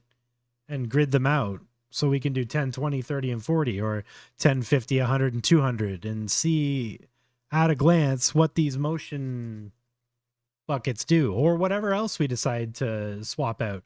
Doesn't have to be motion buckets. We could try other things. There's different seeds. We could try different samplers, different CFGs, whatever we want. You can rebuild this workflow to do whatever you want.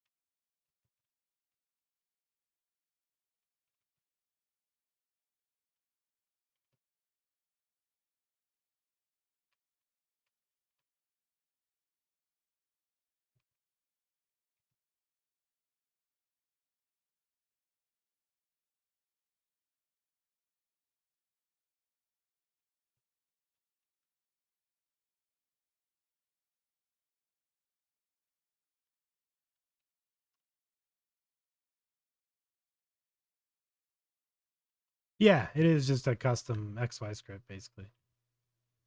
For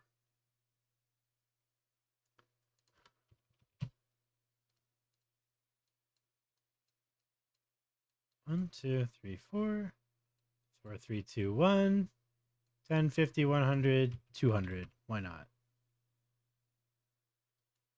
Or how about 150, 100, 50? Whoop, 509. Sure, why not? All right.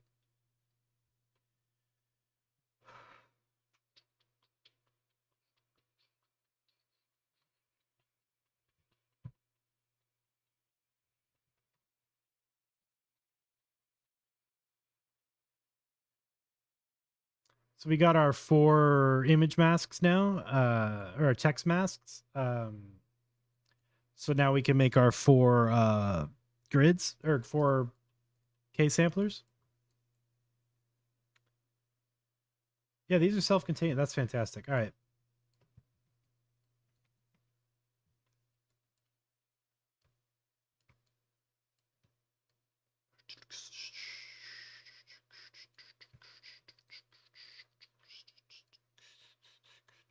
I guess we should make these all one group.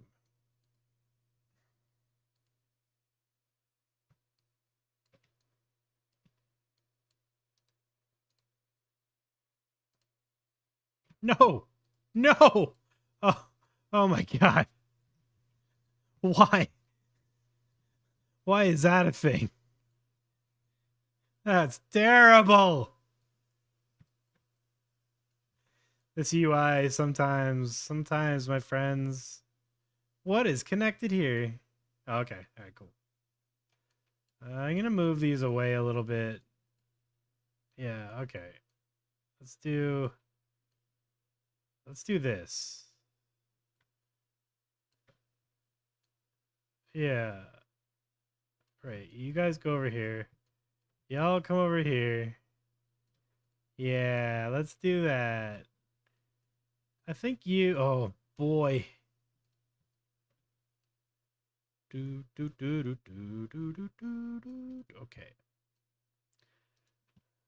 Okay, everything's clicked away. Watch is going to erase all these nodes when I remove these groups. You know what? Screw it. These groups just live up here now. I'm not falling for that again.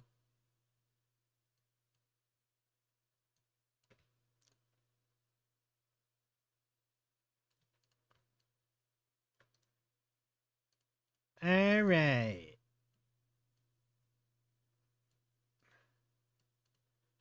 Okay. Oh, that's 3? Okay, so 3 and 4. I wish you could move groups together. Grab 2 groups and move them. That would be sweet. All right. Mask 1, mask 2, group 1, group 2. Easy peasy. Let's see if all this stuff's right. Motion bucket 2. 2, yeah, that stuff's fine. Motion bucket 1, we want motion bucket 2. That's fine. Steps, yep. Okay, and then another image concatenate. We want to concatenate the text mask down with the output from Fortuna. And we also want to pull that into the frame count. Boop. There we go. That's the only 2 things you need to connect for the other ones. Right on. Thank you so much. I'll check it out.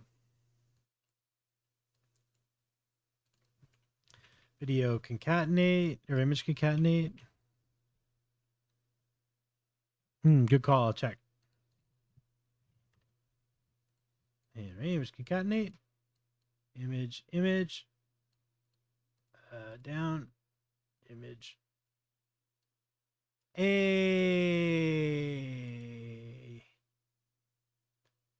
Let's go right. Yeah. So this should go 10 and 50. Image 1.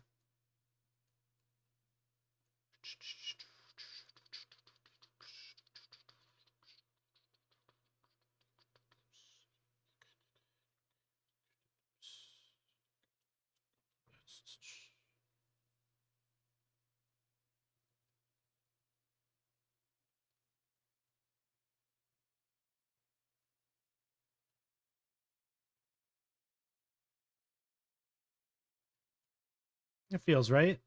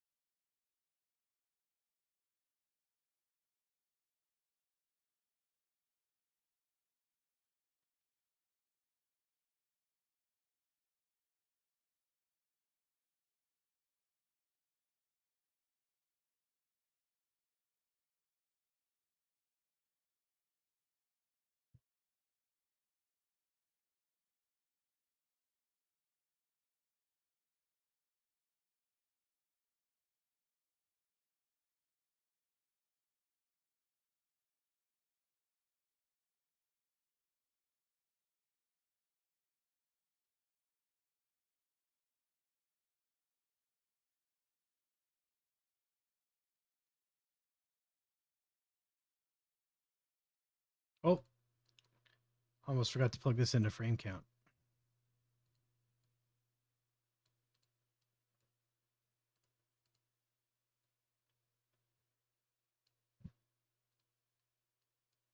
Is that one plugged in? Yep. Okay. Whoa. Well, ain't that some shit?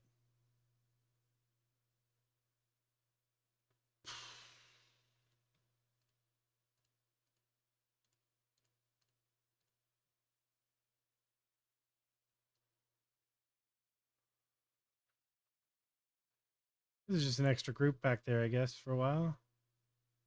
Cool, cool, cool, cool. Love it.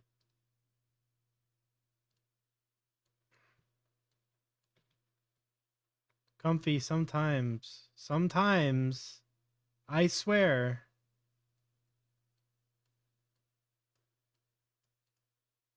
Holy cow. You know, it's not even Comfy's fault. It's Lightgraph's fault.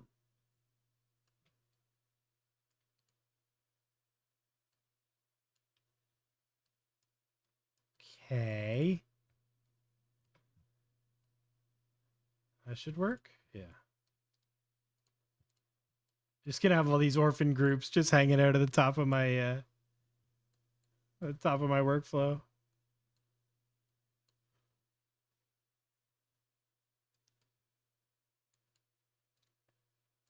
Okay. Oh my god. Okay, I know this is insane and probably overkill, but whatever. That's why we're here, right? And you'll be down. Image 1. Image 2.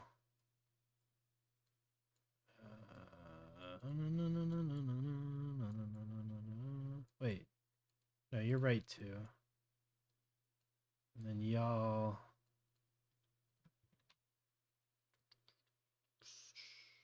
Down. Right?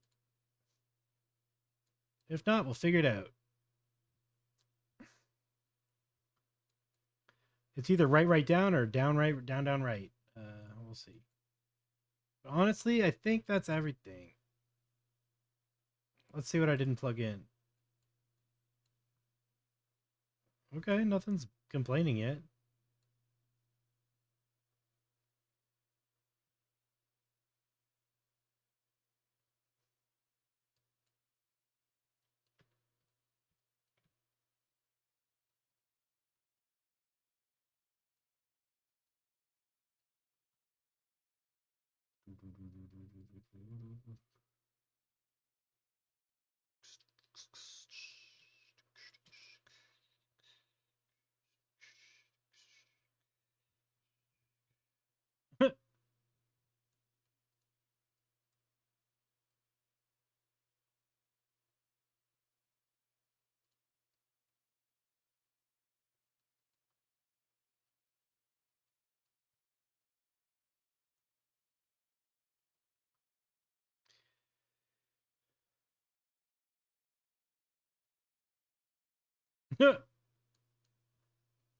Like the movie Source Code.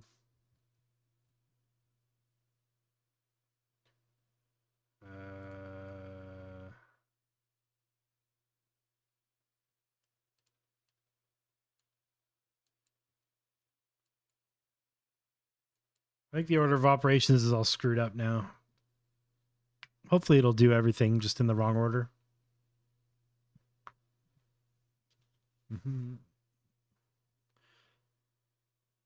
I was done number 1 now. So I did 3 or 4? 1. Now it's doing 2.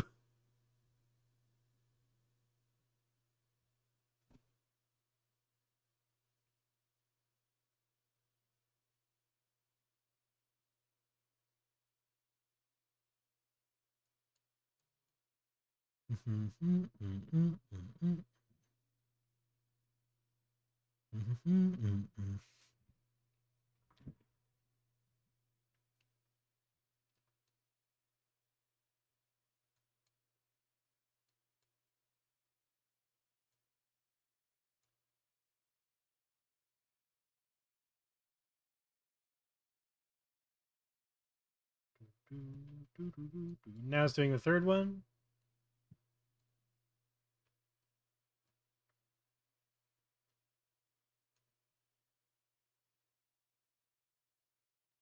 $40 for 14 frames isn't too bad. This is a 3090 though. It's faster on a 4090.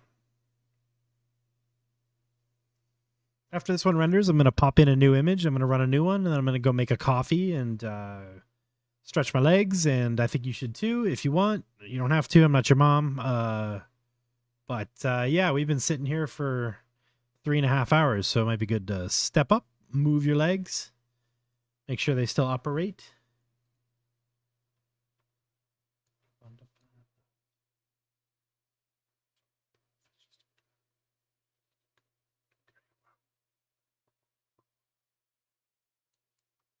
Hey!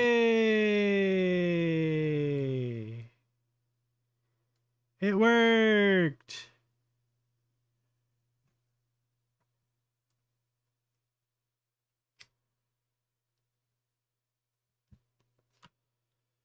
So there's a very convoluted way to make comparison grids. But it's cool because then you can go in and change all your settings and go and change your settings and try different stuff and do different things. So let's grab an image from Pexels, like maybe a person.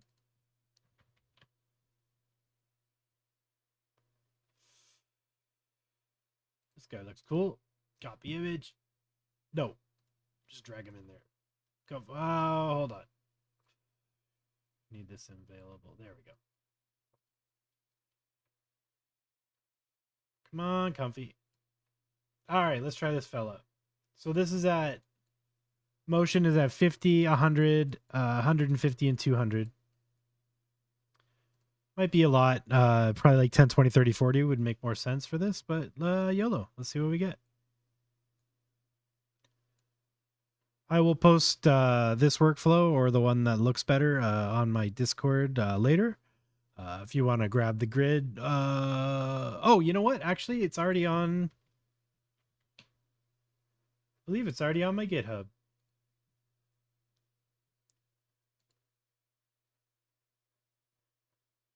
No, it's not, but I will.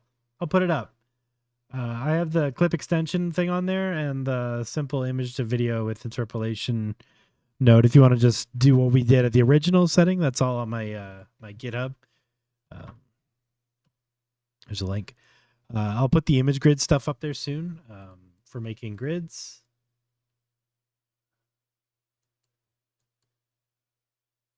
$200 is a lot.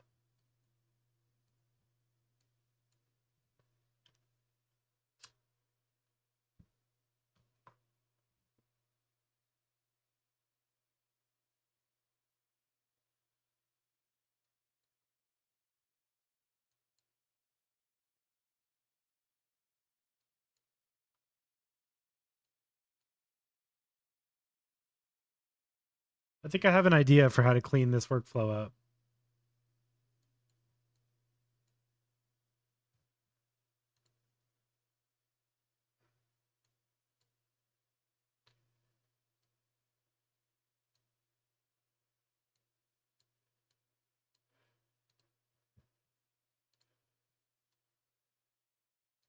All right, I'll be right back. Just going to make a coffee.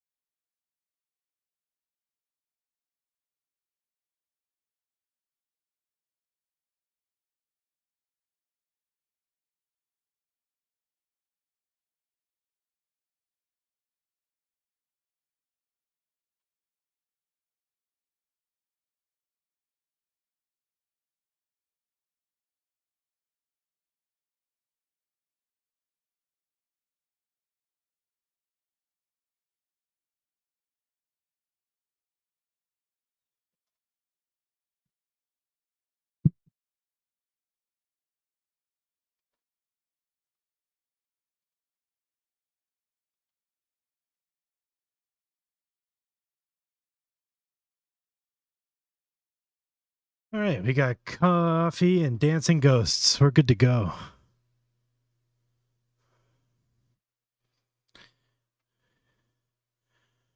Okay, so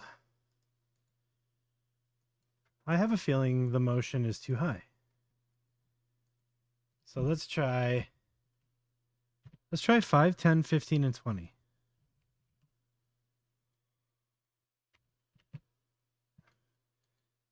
It's been my experience that lower motion values with people seems to be better most of the time, but some of the time higher motion values with people works better. So again, I don't think it's about what number to use. I think it's about what number you use and what generation you get. So bit of a slot machine situation sometimes.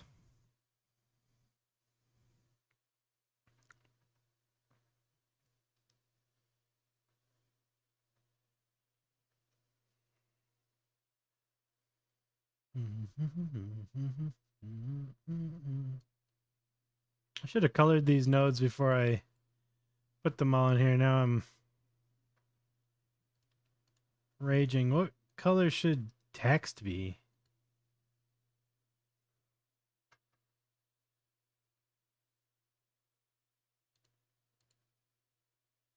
Sure.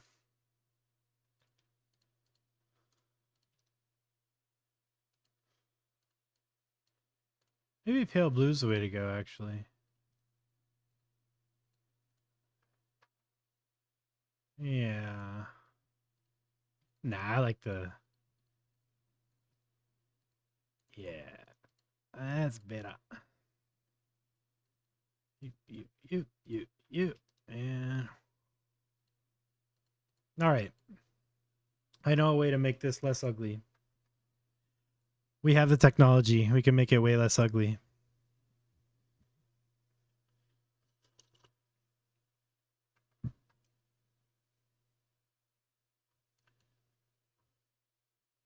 Still getting a lot of wiggly.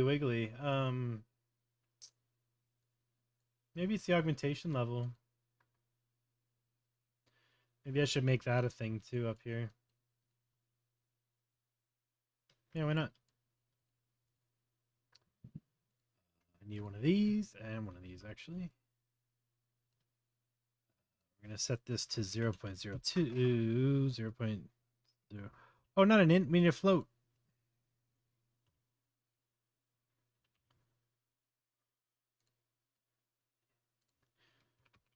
I know math. LOL. You're not an int. Get. No, set. You're a float. Your name is augmentation level.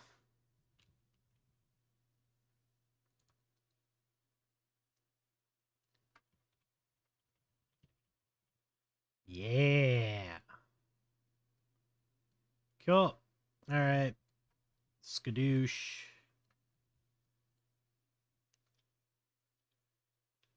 Okay, so what I'm going to do is I'm going to rewire these so that they're all together and they're not taking up all this space. I have an idea for this.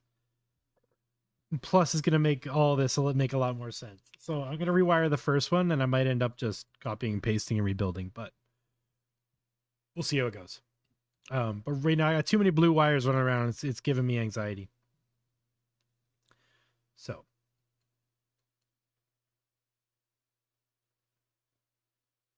let's think about it. We need to set the VAE decode outs. So we're going to set that as clip 1 images. No, images, clip 1. Yep. And then this we're actually going to also set as interpolated clip 1. Okay. So now we can unplug. Well, we can leave view plugged in, but we can unplug everything that comes from here, basically. Yeah, so we got you, and we got you. And actually, this frames doesn't come out of here either anymore. Okay. Where are you coming from? Oh, you're not. Okay. So, and you also don't need, we're going to do something else for this as well. So unplug that. Okay.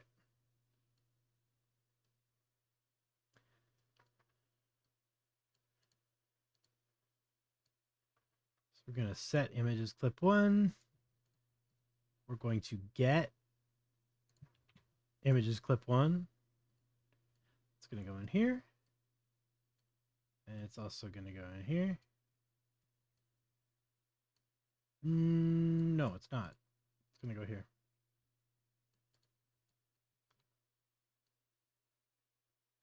Yep. And that's going to go there. Sweet.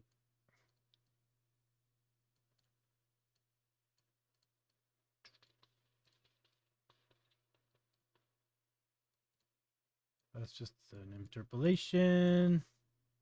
That'll make these easier too.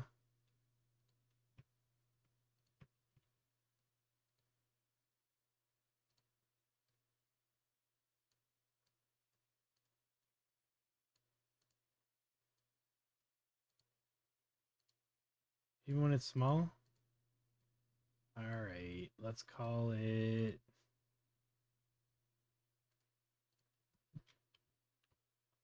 Let's call it film clip 1. Yeah, then it'll fit. All right, whatever. All right, cool. And we're gonna spit the image set text. Yeah, text mask 1. Nice. And we're gonna get text mask 1. Boosh. Beautiful. So clean. Okay, and y'all can leave. Not you though. Okay.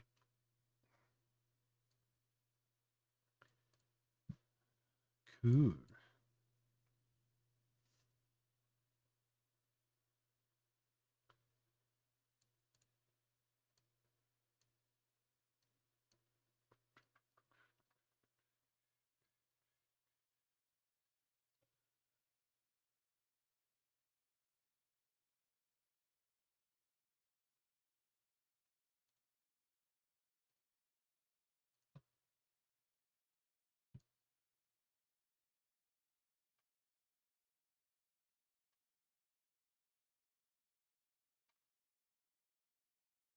Cool.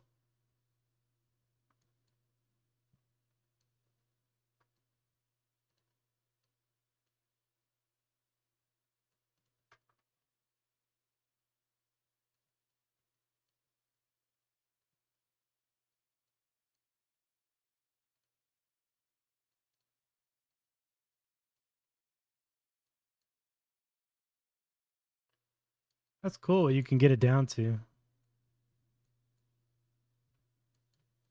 Optimizing nodes. How's that look? Oh, okay, yeah.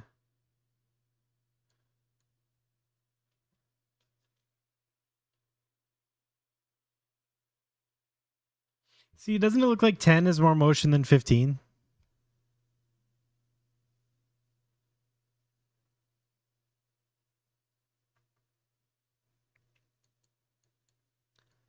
I don't get it.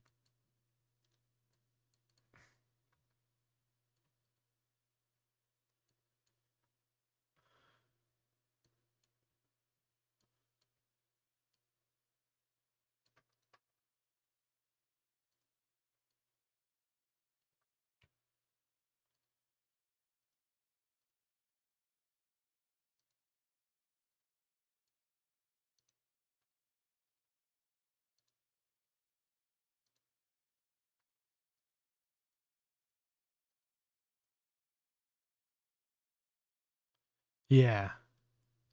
I think the seed and the input footage have a lot to do with it. Yeah, I think it's even more than that. I think the IDs are buckets of IDs.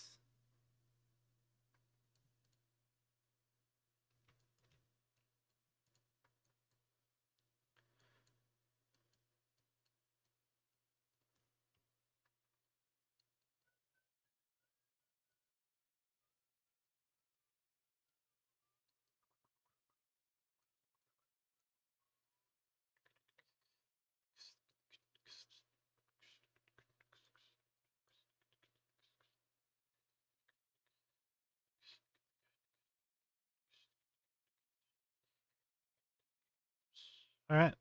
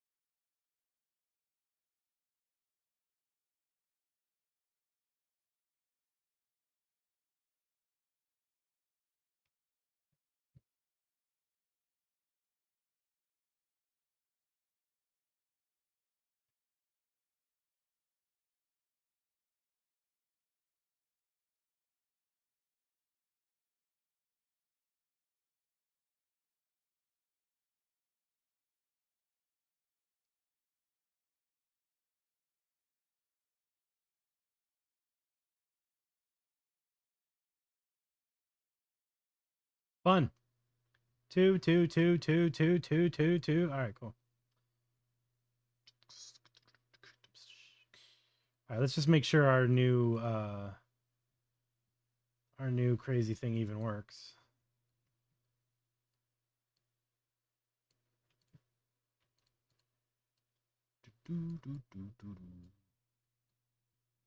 Let's try a different image too. Another tall one, please.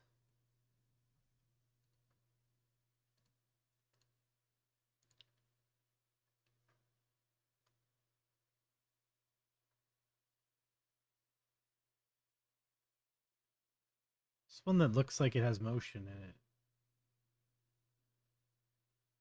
That might be interesting. Wonder if it's gonna see it like as an animal. Ah, shoot. No, you need to get. I need to get film clip.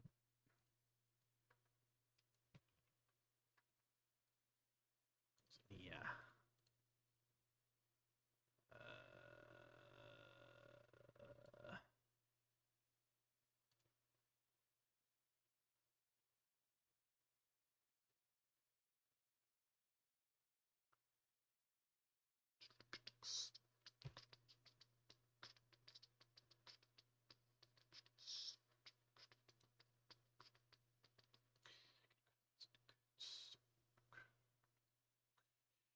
All right, you're plugged in.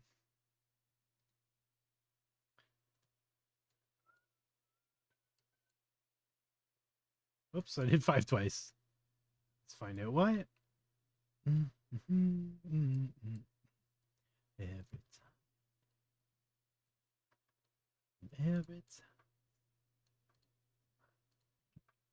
Good. Okay. And yum, you're good. All right. And let's find out why. 5 and 10. Motion bucket 2. Get motion bucket 2. Get motion bucket 1. Set motion bucket 1. Why are they the same? Oh, I bet I'm setting text. No, text. Am I getting text mask 1? That's why. Film clip 2. Cool. Hit it.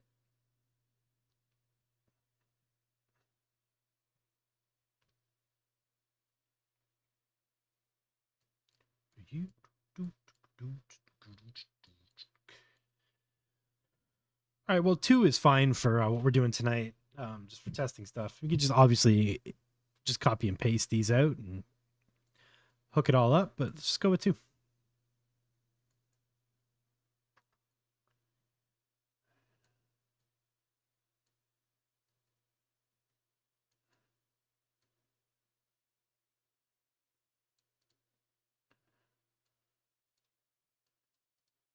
Can I delete these without deleting nodes?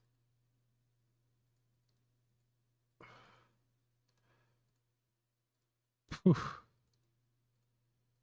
Okay. All right. I lost the blue line. Where's my blue line? Okay. We're down below where we need to be. Okay. Holy crap. This is a big workflow. Oh, this is awful.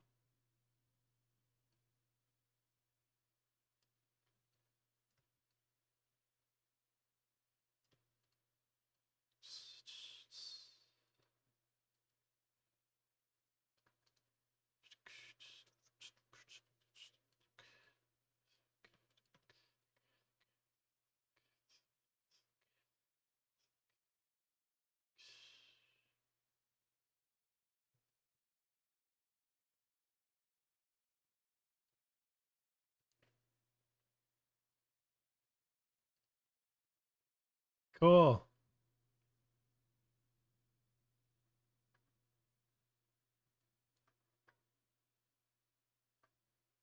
Super handy. And the other cool thing is it's saving the clips without these text labels separately. So we're getting we're still saving the original clips as well.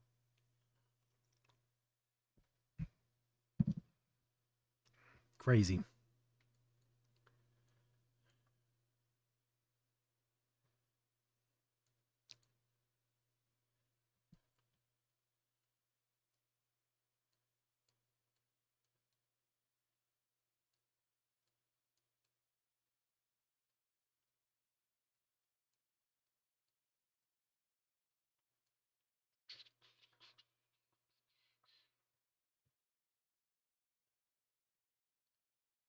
Actually, since we're setting this, we can actually do this over here.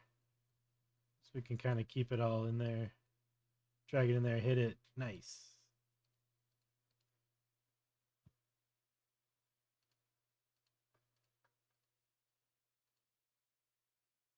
That'd be a cool one.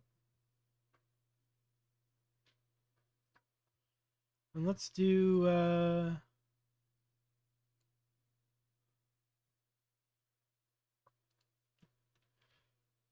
let's do 10 and 30.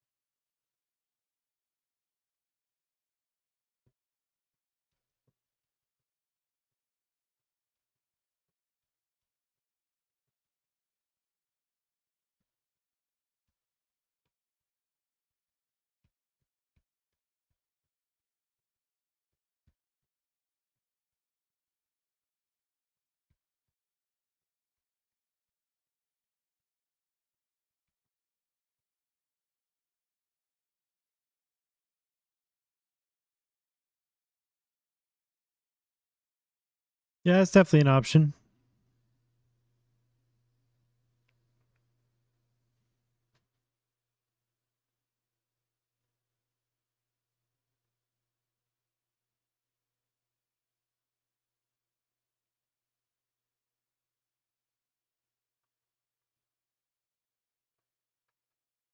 Mm-hmm.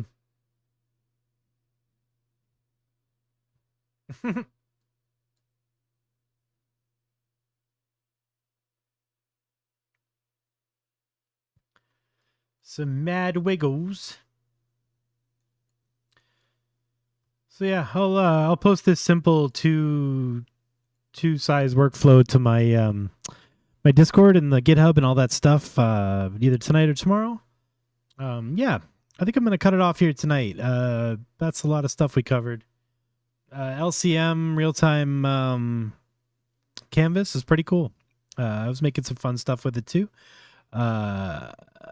I will try and figure out the webcam thing eventually and get that going, because that opens up pretty much every app on your computer to being able to do real-time LCM stuff, because you can feed an OBS virtual camera to anything. So, you know, or anything to OBS virtual camera is what I mean. Capture any app, capture anything. You could even diffuse Minecraft if you wanted to. But yeah, thanks everybody for hanging out. And as always, I have a Patreon, PERS, patreon.com/PERS. A little thingy here. Yeah. It's just a support thing. If you become a subscriber, you have access to a special channel on Discord. And then, yeah, if you have any questions or stuff, I hit that channel with top priority. So if you want to, you're having trouble or you want to talk to me about something, it's a good spot. Of course, you don't have to sign up to get anything. All the stuff is available on the Discord and GitHub. I got mass packs on my Discord, workflows, bunch of smarty pantses who can help you with your problems, AI related problems. And yeah, that's pretty much it. I'll be back probably Wednesday. I'm gonna take a break tomorrow night. And Wednesday I will probably be working with some new Banadoko Animate Diff stuff I've been thinking about lately. It's been a while since we played with Animate Diff, and I miss it. SVD is fun, but it's the hot new toy, so you know, of course, we're gonna play with it while it's here. But yeah, get back in Animate Diff, do some smooth animations with masking and all kinds of fun stuff. Yeah, thanks everybody. Pers.xyz for all the links. All the other links are on YouTube. There's lots of all my other streams are there if you want to go back and try some stuff and play around. Yeah, all the stuff is there. Have a good night, everybody, and thank you for coming out. Appreciate you all.